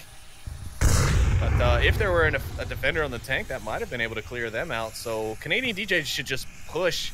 But Crazy Mike, he's well aware. He is looking through those bushes there. I think he can see the lane 1 corner. Yeah, they do still have that defender in the far south. Still in the spawn building. Defalade's going to be the one to try to unseat him, but GT4, that member in the back, is going to find him instead. Crazy Mike looking for Canadian DJ. He's making this peak. Evolution finds Miracle Dev in the center house. Now it's all up to Technic and Canadian DJ versus these 3 members of Fury. Now Crazy Mike's getting very antsy. Oh, but the Canadian DJ does not see it in time. Now everything is going to be all up to Technic, and he's got Evolution upstairs. What is he going to be able to do here? Evolution is on the stairs, and he does find one. Fury take another unanswered point, and that'll be 6 unanswered in the series here as they've made a hell of a comeback from downfall into a 2-0 lead onto Suburbia. Yeah, they are gunning for the series here. This is 2 unanswered points in this map alone, not to mention the 4 they had put up. So now they are into the 6 unanswered point territory, but Stone Cold Killer's going to get themselves an opportunity to answer back here as they go back to the defensive side of things. And they're going to be getting the tank objective as their defense, so a little bit more challenging to orchestrate a defense there, but definitely still workable. I mean, this is Fury's map, right? This is the that's why they picked it, obviously, as their first pick, and they're very strong on it. This is one of their strongest maps, in my opinion, at the very least. Obviously, Downfall now has to be a contender. Well, I mean, we know that your opinion doesn't mean anything, so. It doesn't mean it's not correct. Clearly today we are the most correct we have ever been, I think, in any single cast as casters, but yeah, unfortunately no one cares, and you know, that's my cross to bear. That's why we're here. I sure hope none of those folks that we were talking to this weekend are tuned into this cast, because it might not have been the right one to showcase our amazing cast, their abilities, but we didn't tell anyone. That's the beauty. Well, that's because I couldn't find a decent game to cast this weekend. No. Mostly because of my schedule, but also because the casters who were still around picking up all the quality games. But thankfully, I can leave it to Nightfire. What are you doing here? Come on, they're all quality games. Everybody plays good games. I want to start ragging on teams in the league. Everybody's good stuff. Mostly, it's been scheduled. Honestly, I'm just scheduled out like a maniac. Did I call? I didn't call anyone out. I'm not. No. I didn't say you. I didn't say you did. I just, personally don't like saying that some games are not good. Let's just call that a quirk of mine. I think everybody plays their own versions of good games. We always see them after the fact and see the score lines, and I don't think that ever really tells a good story of how good a match is. No, it doesn't. The only time it truthfully does is when those score lines are super tight, like that Blaze G-Men game yesterday, 10-10. Mm-hmm. Yeah, that was, but it all come down to the series decider. I mean, that was a hell of a game. I was watching some of the clips or some of the streams from both you and Sluty yesterday, so both sides. PotatoBot, though, he's not going to be watching any streams. He's going to be watching for Snakebite, and he does get the first kill.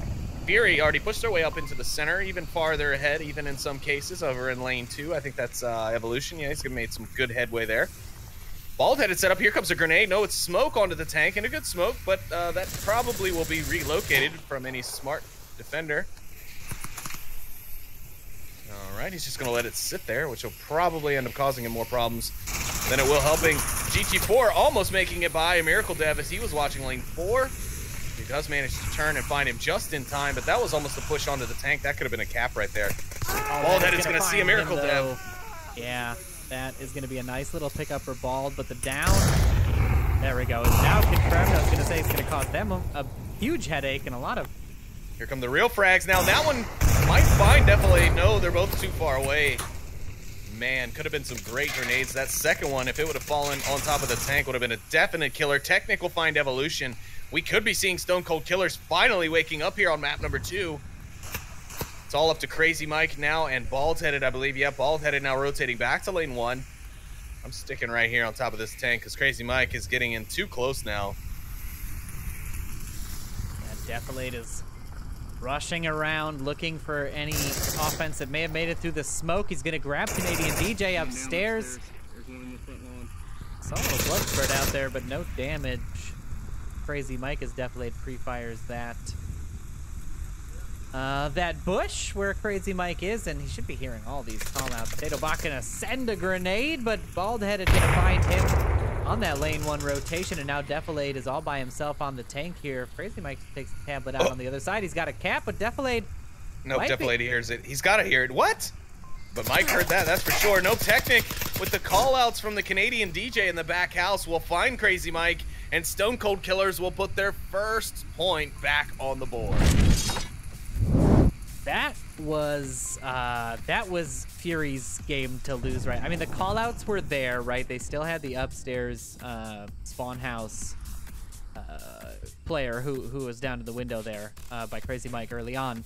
Still making those callouts, but if he had grabbed Defilade, if Crazy Mike had grabbed Defilade there on that backside and was on the other side of the tank, there was no way Technic was going to get out of that building and stop that cap in time. Oh, no. I know for a fact because I used to play with Crazy Mike. We were both members of the Great Apes back in seasons 3 and 4. So, yeah, Crazy Mike is a crazy fast capper. He is a good player and is always a long-term believer in the LMG. So he's definitely dangerous. So, yeah, I agree with you there. I don't think Technic would have had the time to rotate and get to that cap before Crazy Mike would have had it finished. Yeah, now they put themselves back on the board. They now have to mount an offensive here to try to tie this series up. If they let Fury into the 3 range, if they 3-1 this right now, it's going to be a monumental task. I mean, they're basically going to have to put up 3 unanswered points, just like Fury did in the first map of this series, to try to come back. They need to equalize it here and put a little bit more pressure back on Fury to try to make a mistake of some kind. But if they grab this defensive win here, then Fury's got all the time in the world to sort of let Stone Cold Killers poke and prod at their defenses and offenses until they get that win. So this is a key round, I think, for Stone Cold Killers to win. They can keep the series tied up here. They are not out of it just yet. And as I say that, the teams have readied up. Loading into the lobby now. I will not be leaving my overlay up today as we dive into round 4. Nice try, baby! Yeah. Today. Not today! That's what I say. See what the offense is able to do. Here, I'm actually just gonna dive into one of the members of the offense. A little bit of that FPS feel here. Kittlebot could be watching this cross on lane 2 towards the carport. He actually does have a member of the defense in his sights, but he can't see him. Only the casters can.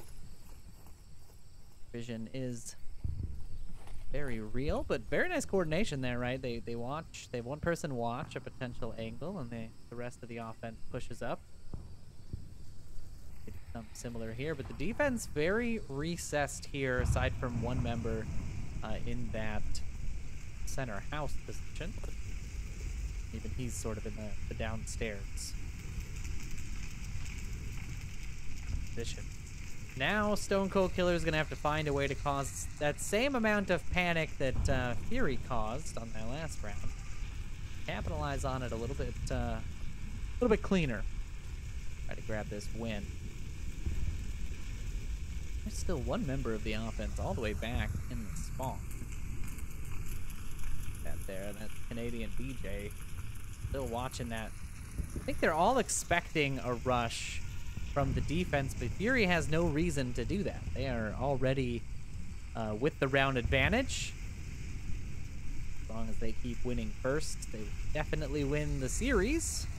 Now it's up to the Killers to make that push.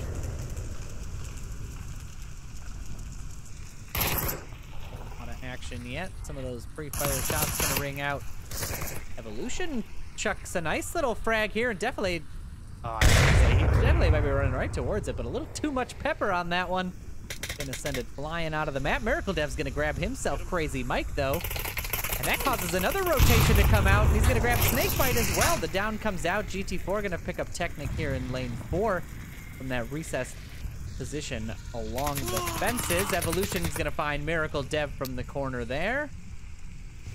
Smoke's now gonna be coming out. The 3v3, one downed member of Fury, not likely to get revived, but he's gonna be able to provide some pretty great call-outs there. Definitely is noticing the bodies now and realizing he can't really make that push from where he is. Evolution's gonna find Potato Bot as he pushes up through lane 3, and now it's just up to Defilade and Canadian DJ, who, by the way, has not yet moved from this position, watching for the flank. A lot of deaths on his team there before he decided he needs to start moving out. And he was told, no matter what, you watch this angle. And so he said, I'm not leaving this angle. I mean, hey, I've played against Baldhead and GT4, and those guys love their flanks. So I'm not saying it's a bad strat, but, you know, at some point you got to start locomoting out of there. But definitely it's going to find himself a nice little kill on GT. Even things up a little bit and do a 2v2. And this is such a key round for them, but Baldhead is going to find the C4 kill. That's going to give Fury their 3-1 scoreline in his second map. Wow, I am so glad I was right where I was to get that very nice C4 by Baldheaded. You know, when he's not flanking his C4, and what do you do? How do you win? A great play by Baldheaded there, able to catch both members of the offense as they rotated through lane 1. It's, it's one of the big tenets of my team, for example, is, don't bunch up. Don't get grenaded all at the same time. Don't get C4'd all at the same time. Stone Cold Killer's learning that lesson there the hard way, and now Fury's poised to take this map and this series if they can put together an offensive win here. Stone Cold Killer's looking to hang on. Yeah, looking to hang on all right. They are being pushed to the very edge of the cliff here, Noman. They don't really have any footing left. This last round here is make or break before they go off the plummet. It'll only determine map 3 will only determine how far the plummet will be. Yeah, hopefully they can keep that scoreline close, because right now Fury definitely opening things up. They open things up a little bit with the cap as well, giving themselves a nice 2-point lead.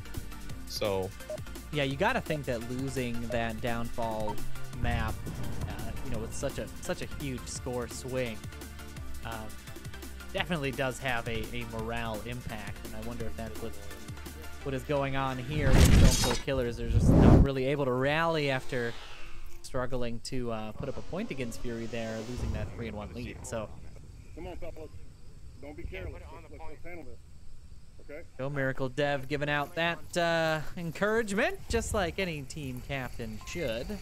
Team definitely should be able to handle this as they go into this next defensive round, and the smokes are coming out in full force from the offense. We're seeing very furious Fury here. A nice little grenade coming out towards the truck. Miracle Dev just going to be able to dodge that one, but we'll see if... They're just smoking, though. Like, these smokes are not good.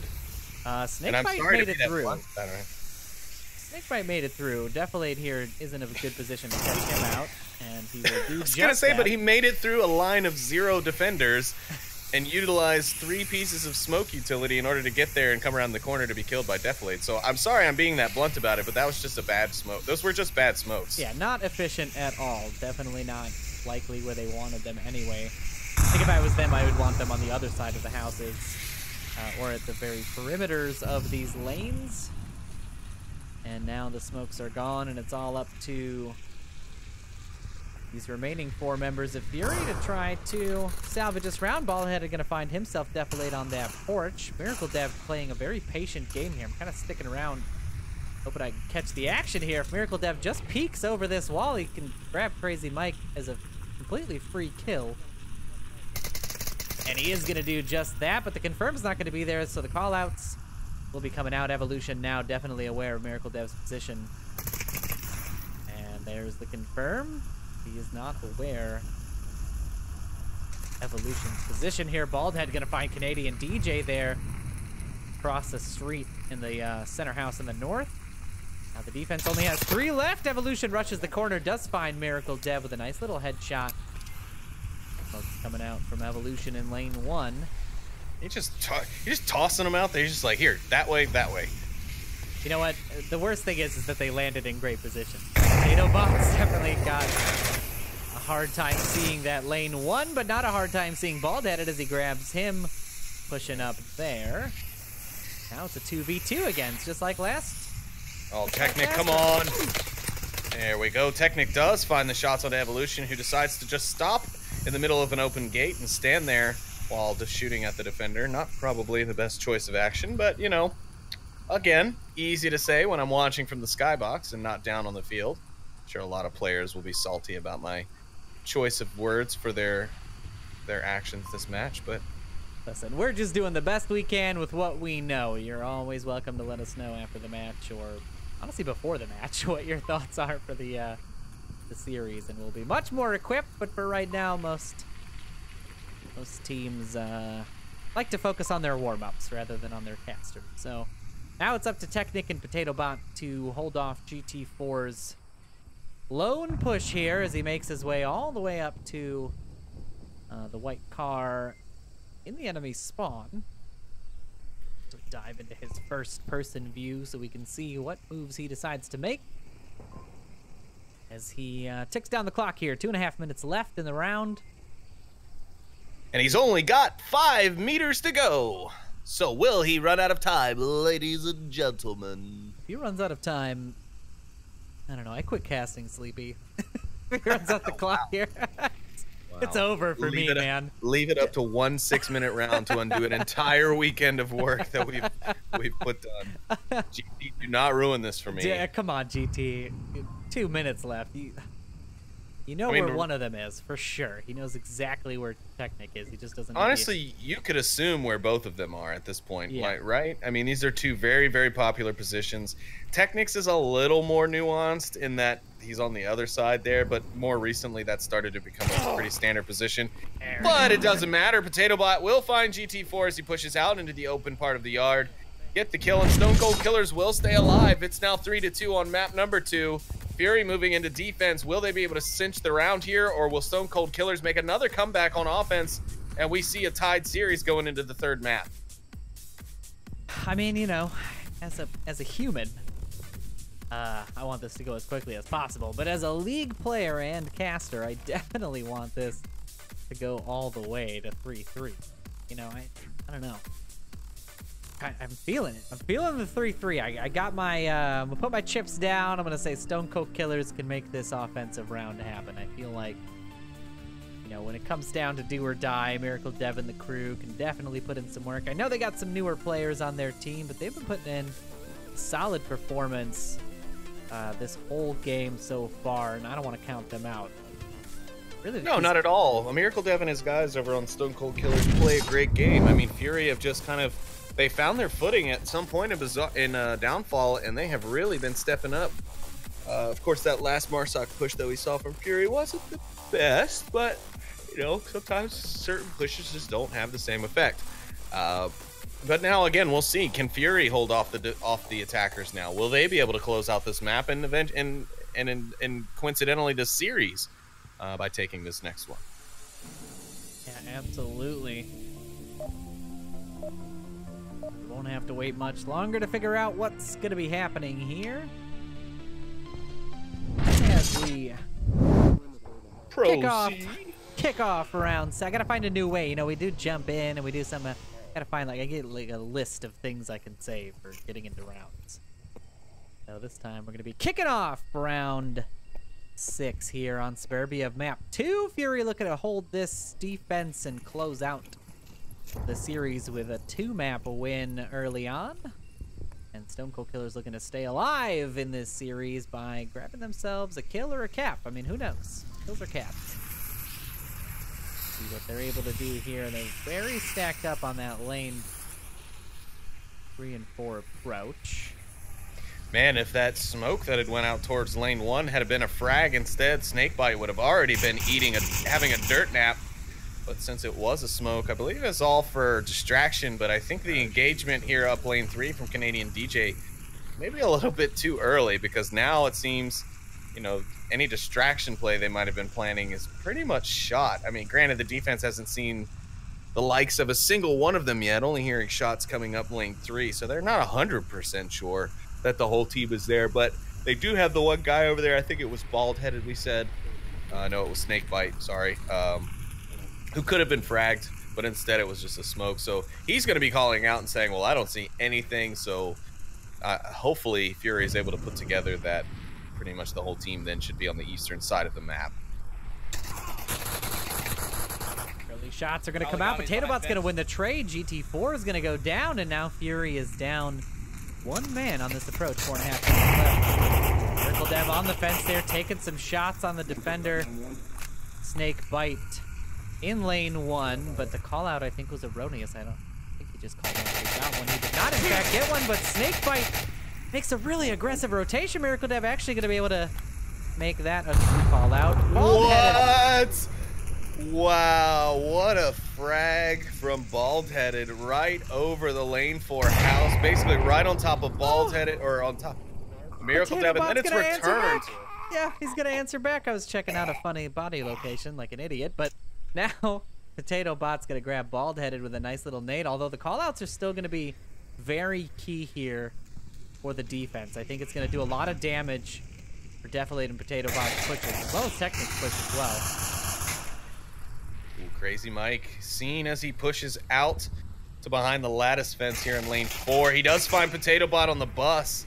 A nice little rotation back there, and he's gonna check tab and see if he can. But he better be careful. Defilade has got the eyes, but Technic in lane 3 is gonna find him instead. They're staying alive, Sleepy. Sleepy, you're so quiet for Stone Cold Killers staying alive in this series. They're gonna go to a defensive round after this. If Evolution doesn't hold off this 3-man push, they're still in this series. This will be just like if the Canadian DJ just goes and does what he needs to do, he can go get the objective and end the map. And just say, you know what, that's it. Thank you very much, ma'am. Yeah, I mean, Evolution is you not later, and paying here it comes, attention at all, baby. yeah. He's not paying attention whatsoever. He's not even looking in the direction of the objective. He's still so worried about. He's checking back and forth. Of course, as I say, he's not even looking at it. He looks right at me. Defilade's gonna cross, but the shots are gonna ring out. He is gonna land them finally, and now. Ooh, Evolution heard the grenade. I think he's gonna try and push for the guy who's gonna be pushing onto the flank. Evolution's gonna find Technic, and that leaves it in a 1v1. And now Evolution has got all the advantage he needs. All he's got to do now is just watch the objective. Before, if Canadian DJ would have just pushed when he had his members with him, he wouldn't have this problem. But now it's all up to Evolution. He's going to chuck out a little grenade around the corner, maybe a flash. No, it is going to be a frag. No and it way. gets the kill through the bush. No way. That was insane. Fury grabbed themselves that round win on that grenade. I don't know what to... And that was the laziest grenade I've ever seen. He just, like, plunks it around the corner, and then... I don't know what to feel right now. Tell me what to feel, Sleepy. I don't know either, because I almost feel like I'm about to get DMs from someone saying, did you see that? Sleepy's inbox. I mean, it makes sense, okay? Grenades go through bushes. Fine, I get it. But what a blind nade of the week. Can we do we'll do nade of the week and then we'll do blind nade of the week. And that was the blindest nade of the week I think I have ever seen. Holy cow, you guys. They were in a 3v1 situation and Technic was able to bring it back all the way. All the way from a 3v1 to a 1v3 and then win it on that blind nade. Holy cow. I hope somebody clipped it. I mean, I'm sure somebody clipped it. Come on. See, not like that. But much as I'd love to be hung up on that nade, we are getting ready to get into our third map. And our third map pick for the day, as I'm sure you can hear by the background gunfire, is going to be Bazaar. Bazaar. Nah, you don't know what you're talking about. Yep. Well, that's That's not mutually exclusive. I don't know what I'm talking about, and it's bizarre. Looks like they are going to be... They're just going to run it? I think they're... No, that was an accidental round start. Gonna give them the benefit of the doubt here. Yeah, they are resetting. So good play. Okay. I was like, wow, are they really just running this last map straight off with 4 players against 5? I mean, don't get me wrong. It's whatever the teams decide to do if they agree upon it. But geez, there's only 2 readied up. It wasn't even 4v5. So okay. Yeah. No, they were gonna restart that anyway, and didn't have to bother the folks at home with a bunch of transitions. But yeah, Bazaar is gonna be our final map. The series is, however, technically over, as Fury does grab both of those first 2 maps for the win, and now Stone Cold Killer is looking to grab at least 1 map at the end here to soften the potential damage. I mean, it's not huge, right? So if you lose to a team higher up on the standings than you generally don't tend to lose as much MMR as if they were below you, which is why Fury has been really tooth and nail here trying to get these wins. They're going to solidify their spot or possibly enhance it a bit, but now we're going to see if Stone Cold Killers can maybe get a little bit more MMR out of this positioning. Round 1, map 3. Looks like we did have 1 member of Stone Cold Killers drop from the game.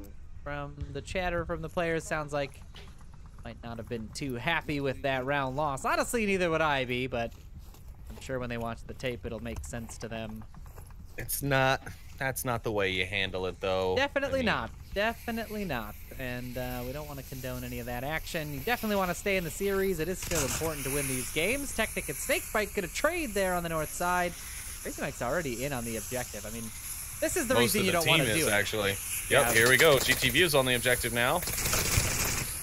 Miracle Dev has now been killed. He was killed by what sounded like his own team, but it was not. Definitely going to find Crazy Mike there. Now the offensive push has actually been shut down, but we do have Evolution coming in off the north alley. Defilade gets the res onto a Miracle Dev, and here comes Defilade to check the alley. Here he comes. He does find Evolution, and now it's going to be all up to Bald-Headed as he pushes in. He's got a grenade. No, a couple of smokes coming through. Defilade's going to see it. He's going to fire through the windows. No avail, though. Bald-Headed going to be waiting to see if he will poke his head back up on the balcony there. He will play it smart, and not, but a nice grenade goes through the window. If only Bald-Headed was still in that window, would have been great. A Miracle Dev gonna shoot himself. How does he shoot? Okay, I wasn't watching. I was in Bald-Headed's view, but yeah, somehow. Well, I don't know how it either, but yeah, he killed himself somehow, and with an AK, no less. Bald-Headed has to. He's 1 shot right now, so he did take some damage there. Had to use his syringe to be able to run. Now it's this 1v1. He's gonna be peeking this. He does get spotted out. Gonna re-peek the window. Yes, he is. Not gonna find the last member of Stone Cold Killers there because it's a nice rotation on both sides. They're both rotating very well. Jeez, you guys died quick. Jumping off of that top of that building with the damage on you. That's a bold choice. Sleepy there, microwaving some food. It sounds like. What are you eating? I'm just curious. That would be Mrs. Sleepy. Oh, is it Mrs. Sleepy? What's Mrs. Sleepy eating? I don't know. Mrs. Sleepy, what are you eating? Chicken. Oh, delicious. I was gonna have some wings myself later. I just Costco had to find chicken. out. Oh, dude, Costco chicken's so good. Okay, it's not a commercial for Costco, by the way. I have to be No, this clear. is not. This is. We are not sponsored by Costco. We did not make those connections this weekend. All right, I feel like that was a good segue to make because I figured Bald-Headed was gonna make this exact rotation, which is what he did.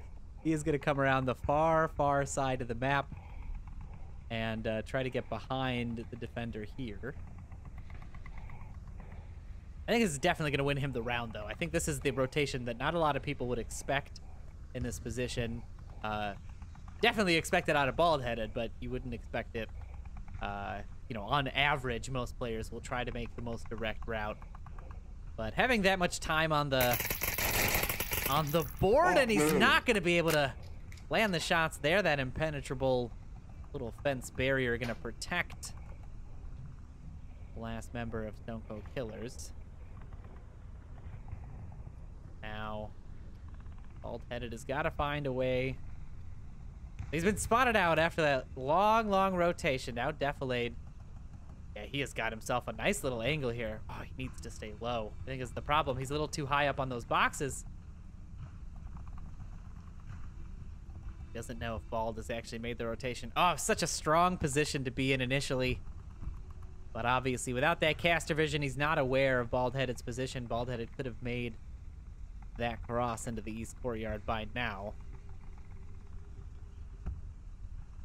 Not careful here. Bald-Headed might spot him out first. Defilade's not watching the corner. The trade comes out. Stone Cold Killer is going to grab that defensive round with only 4 members. I mean, that's, I guess, the best you could really hope for in that scenario. But going back to what we were saying before the round started, the reason you do want to keep your 5 members in the team at all times is obviously because you can always soften the blow of a loss by grabbing that 3rd map from a team. So giving up early on any team, you know, definitely not very sportsmanlike. So it's a shame that they've got that drop there. Hopefully they can get a player back in to fill in for him. I mean, but it seems like maybe they needed to get rid of him the whole match, because now they're putting up points against the 5-man team with 4. Maybe he was being a Debbie Downer. It's entirely I don't possible. know. I'm just kidding, and I have no idea what happened, so please don't take what my assumptions as to what happened to be correct, nor do I think whoever it was that did quit or decide not to play map 3, you know, I think anything different of them, I really don't care. I just recommend that you don't do that to your team, because that's pretty, yeah, we're all former cruddy. players here, and we're all members of the league. You know, we definitely want there to be some sportsmanship. Obviously, you know, people get frustrated and things like that, but it is, in the end, just a game. We're just playing a game, folks. Yes, it is just a game. It's a game that means more than life to some. And hey, I didn't say it was I said I didn't also augment it by the fact that it's a great game. I just said that, you know, it's a game. At some point, you gotta take a breath. We'll see here how the push comes out from the Stone Cold Killer side. Again, I kind of feel like an offensive advantage. Having played with 4 members of my team earlier today, due to some scheduling conflicts, I did find that the offensive pushes were a little bit simpler because you tend to get spotted out less quickly, right? Less of you, meaning less of a chance that the defense is going to find you on some random rotation. And it does give you the opportunity to, you know, to catch 1 or 2 defenders out because they're a little bit more relaxed. They may not be expecting, you know, high-level play from 4 players, but 4 players can do a ton of damage. We just saw the defense win there. And, yeah, I'm not going to count out Stone Cold Killer's offense here either, because there's definitely a lot of fight left in these guys. And if I were them, I would love to take this 3rd map, 4v5. Definitely it's going to find Crazy Mike there. That's the second I rotate off of his first-person view. He finds Crazy Mike, and now it's a 4v4. That's the law of the caster, you know? You go to the wrong camera view every time. Definitely now rotating through GT4. Hearing those shots is going to try to round him off at the pass here, and he might, in fact, be able to do that if Defilade decides to push the streak. C4 going off, I think, but no downs or kills.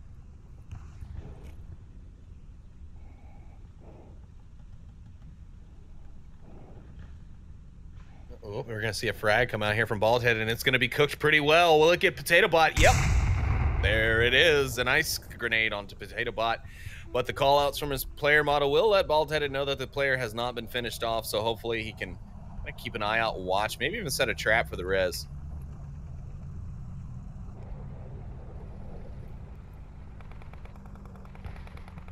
Baldheaded is hearing some of this offensive rotation. Like he's zeroed in on this member is here in the northwest courtyard. Get him out just yet. 3 minutes left. Definitely is going to find himself evolution in that little crack in the wall. A very cheeky little spot here. Defilade has been absolutely a dominating force on Stone Cold Killers. today. Gonna find himself another one. And then a Miracle Dev actually gonna find Bald-Headed thanks to the call-outs of Potato Bot. So now they've opened up the Kiosk building. Their push from the west is pretty much opened up completely, and it's just one member of Fury, not a single member. Oh, I take that back. One member of Stone Cold Killers has now officially been taken out. GT4 is rotating back as fast as he can, but luckily for him, the members of Fury are not the members of Stone Cold Killers are not pushing up quickly enough to get into the objective. Will GT take the spot? No, the common spot will not be taken. And Stone Cold Killers will continue their more slow push towards the objective now. Technic gonna pop a few rounds down the stairwell, trying to clear out anyone who might be sitting there. Potato Bot gonna take position down, kind of outside the building, getting ready for a push. I'm not too sure. It almost seems like Stone Cold Killers doesn't have a very accurate kill count. So I will say that Defilé did not call out that last kill, so they are at least operating with the idea that there are potentially 2, maybe even 3 if they didn't know that they got balled. But this smoke here, oh man, if that was a frag, oh, if either of those were frags, this could have been over. And now the smokes are coming out. They're positioned well for an approach through the buildings here, but that is not the approach Stone Cold Killers are going to take.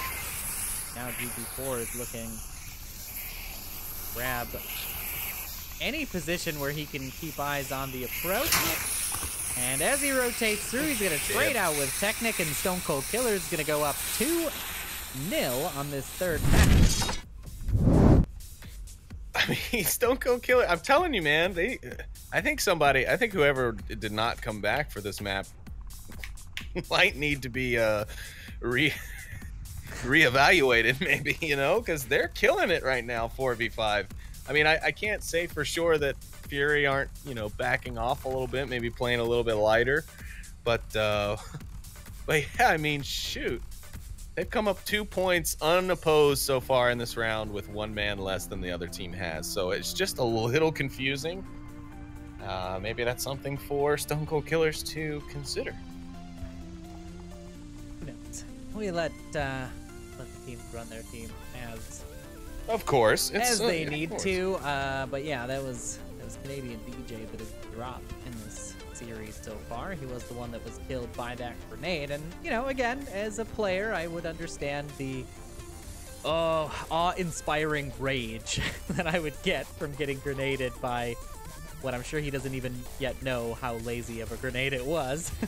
I can understand the anger, but oh, I'm sure he knows now. He's probably went back and yeah. At least personally speaking, I would never abandon my team despite how angry I was. And I think that's the bigger deal. It's yeah, I mean, I've almost even gotten into fistfights with my own team just because I mean, granted, it was my fault because I was being a jerk to my team after things weren't going our way, but I never abandoned them and just quit. I stuck it out and basically just got into a really heated argument with my team captain at the time, who now we're fine. We made up afterwards and everything's good. But yeah, it was a rough moment for me and for the Danglers at that time when I was having a shitty day. Hey man, we all have those days. I can't fault anybody for it. Yeah, absolutely not. See, in this offensive approach, so very nice little coordinated push across the street. Lucian's going to be watching that center bazaar, Bald-Head, Crazy Mike, and Snakebite coming in through the northwest courtyard. Defense is set up some really interesting spots. I think Technic's going to have a nice little advantage here. Potato Bot's going to grab Bald-Headed from his sneaky little spot. Such a tight angle. Look at that. I mean, it's so hard to spot that even from here. Even with caster vision and a 4K screen, it's hard to see where. All right, now we're humble bragging here.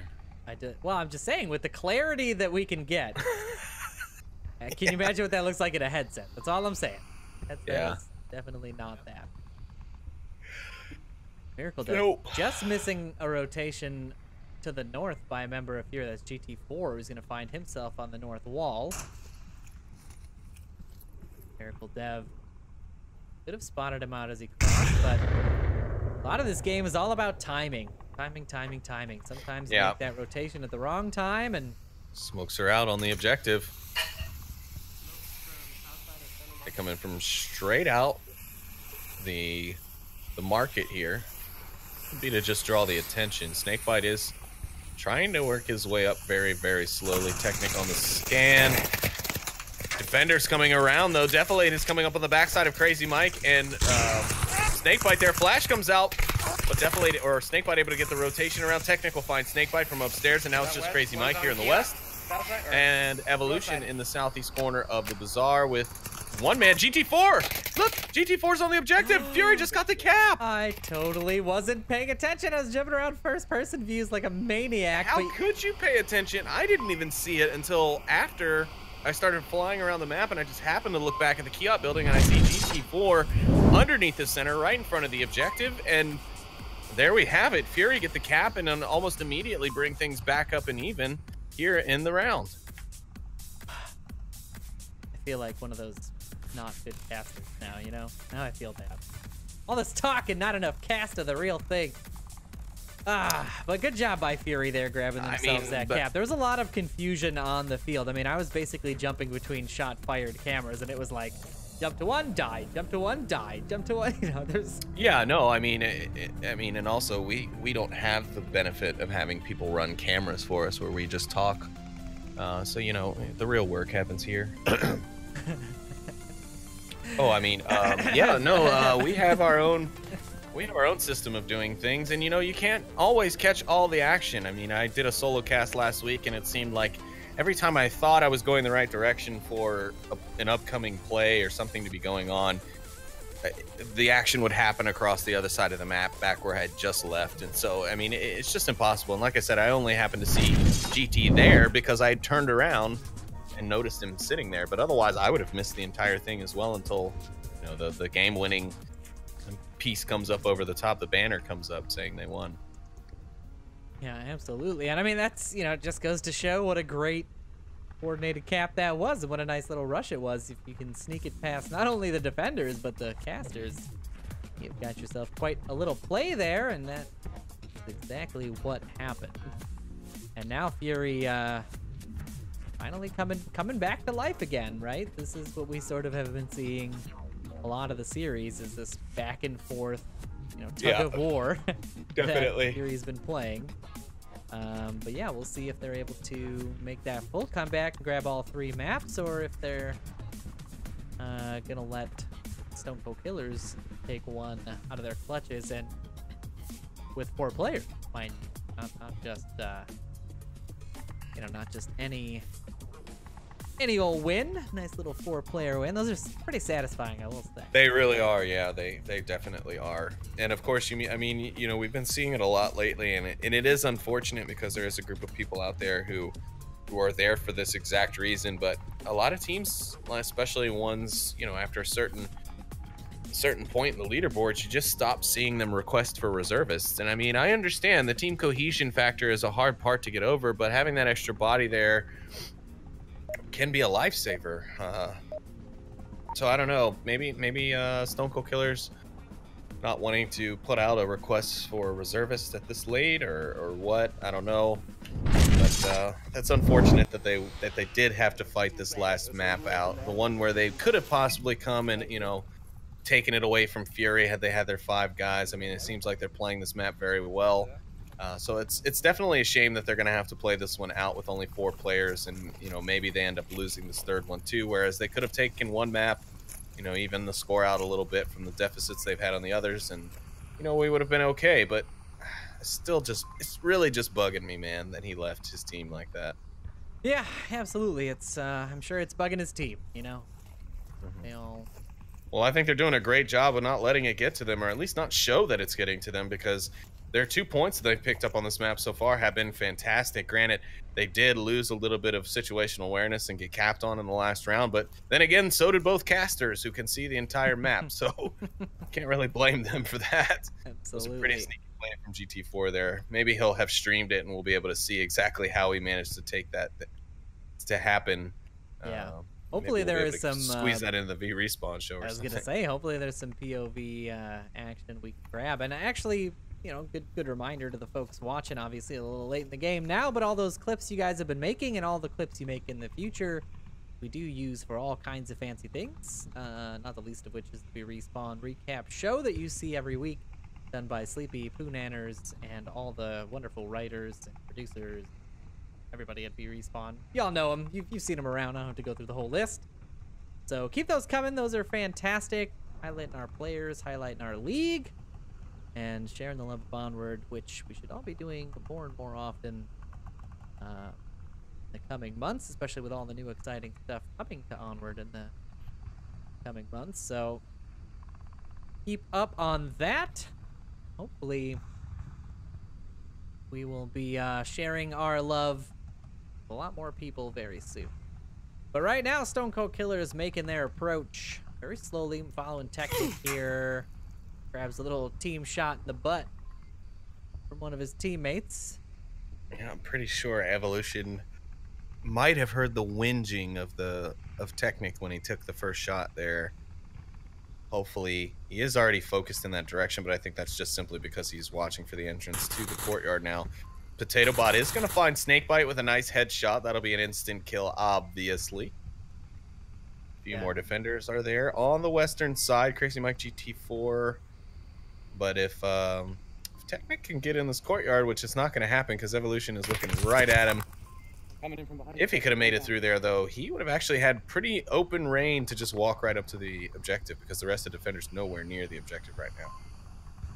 Yeah, that is going to be the main defender, but Potato Bot's going to find himself another one. GT4 is going to go down inside.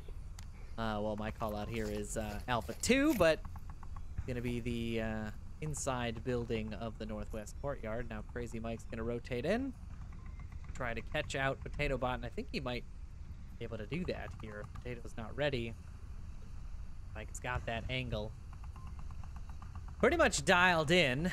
Looks like Potato Bot is going to rotate out in favor of a different approach, and a nice grenade's going to be coming out just on the other side of the wall. Like, caught it out of the corner of my eye, but luckily on the other side of the wall from Miracle Dev, it's not going to give him any love. And Potato Bot finds Bald Headed on a long rush.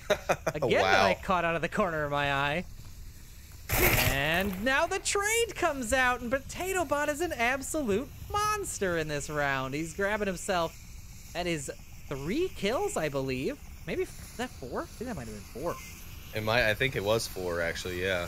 Yeah, he grabs comes some himself 4 smokes members from- of Fury. The smokes are now out. It's a 2v1. Evolution's exactly where he needs to be on this objective, and Defilade's gonna seal that deal, close out their offensive round, and Stone Cold Killers are gonna grab themselves one more as they look to take away this final match from Fury after that very nice camp by GT. So, man, what a series. Jeez, somebody get Potato Bot a medal. That was a very nice almost squad wipe by him there, and whew, my hands are sweating just thinking about what he had to do there. My hands are sweating because it got so clammy in this house over the weekend. I don't know when they decided to bring the nice weather back to LA, but it was nice and cool up in San Francisco. No sweating, no hard work. Now back in LA, and I am just roasted in my living room. And it might just be because of this hot Onward action we've got, man. I tell you what, it's really heating up. I think my computer's actually melting from all the hot beats that they've been dropping. That was dumb. I'm just gonna shut up now. Noman, back to you.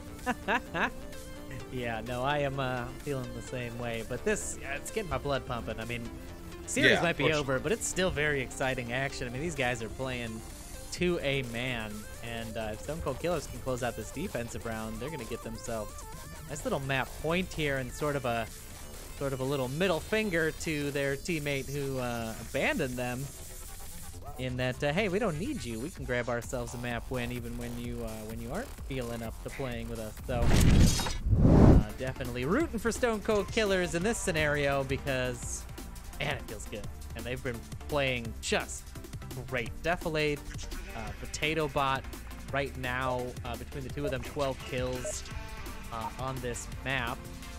And, I mean, they were at 17 or 18 kills, I think, on Downfall, and a decent amount on Suburbia as well. So they have just been putting in the work. Definitely deserve to grab themselves at least one win, but we'll see what happens here as we now get into round 5.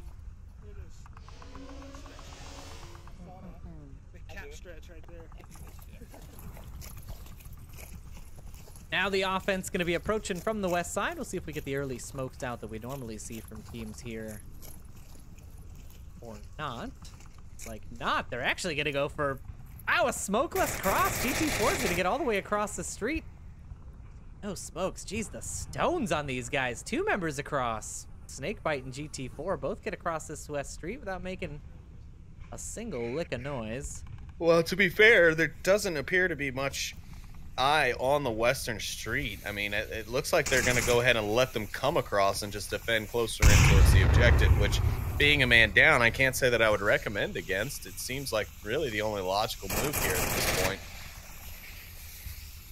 Yeah, if you get them into the tighter quarters, it definitely is a little bit easier to defend when you're having that man advantage problem. Miracle Dev taking a lot of shots out towards Bald Headed. I've been watching GT4 thinking he was going to make a push, but I have to leave for him to do that. Watch pot never boils is the saying. And there's Snakebite going to grab Defilade in that window. Now it's going to force GT4 to push up.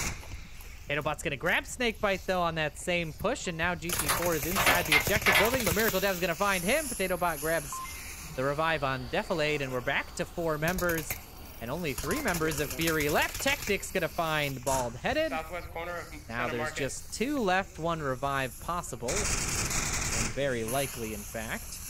Defilade does spot out another member of Fury, has to reload his gun, though. Oh, but Crazy Mike comes in from the south, and he finds Technic in the blue room across from the objective. Evolution finds Miracle Dev as well inside the objective building, and now it's all tied up with a 2v2. That's right. Definitely knows where Crazy Mike is. He just put some shots down on his position. I think he's going to try and stay within cover, though. No, he's going to poke himself out there, try and get a lick onto Crazy Mike, and he doesn't get the look that he wants. Now Crazy Mike going to be able to push in if he wants. Here comes Potatoebot, but it doesn't matter. Fury going to take the shots. Crazy Mike gets the kill, and Fury ties the map back up 3-3 here on map 3. They couldn't just let him have it. They had to go fighting back, and now we're into a 3-3 again on this map 3. Fury putting up a hell of an offensive push there. Crazy Mike's flank really undid a lot of the good work done by Stone Cold Killers there. He's able to really cause some confusion. Evolution able to grab one inside of the objective building there based on all that confusion. Immediately taking out 2 members, and then Crazy Mike sweeps up the final 2, and now the players are back into lobby already. They're looking to get this done as we jump into round 6. Yeah, little words from the man, the myth, the legend himself, Mr. Dante, saying that he is very excited to show us all the new version of Bazaar. He is currently actually working on it as he's watching our stream. So probably getting some ideas from the game as he watches it. Defilade gonna find Bald-Headed very quickly on this push. Stone Cold Killers already showing strong here on Bazaar. They're 4-manning this team and doing a great job that last round. I don't think they lost a single person up until like the last minute or so. Potatoebot now gonna find Evolution, and that's 2 kills down. Fury already with the man advantage. Now they're going to need to use some of that and push up. There's literally nobody in the building for the objective or even the blue room across from it. It appears that Fury has gotten very ferocious and have made a push for a flank, and it doesn't seem like it's gonna work. Maybe it will. Here comes GT through the nope. He's gonna get taken down by Defilade. And yes, that is a new call out. He's coming through the nope, ladies and gentlemen. He's making a hard push through the nope, going for the and gonna get the no way. I'm just shooting this window. Yeah, Behind us. Potatoebot able to West Bazaar or Mini Bazaar, Mini Bazaar. Yeah, he catches that little sight of Snakebite there, and might have just saved his team this map, because if they didn't spot him out, Snakebite's little position here could be really dangerous. I don't know if they're going to be aware of him there or not, but this is basically the way to shut down the entirety of the Stone Cold Killers if they're not careful. The C4 does go off, but no one is there to eat it. I do want to circle back really quick to Dante. I'm going to say Pixar, it didn't happen. Okay, Pixar. I had to say it. You know, you're working on the real Bazaar. Well, you can thank Executioner. He's already kind of done that for you. All But right, Potatoebot will find Snakebite as Snakebite gets aggressive, and now he's leaving his teammate Crazy Mike all alone as the 4 members of Stone Cold Killers look to begin their push at any minute. We see the smokes coming out from the market. Defilade and Technic. It is Technic, right? Yes, correct. I wasn't sure if it's Technic or Technique.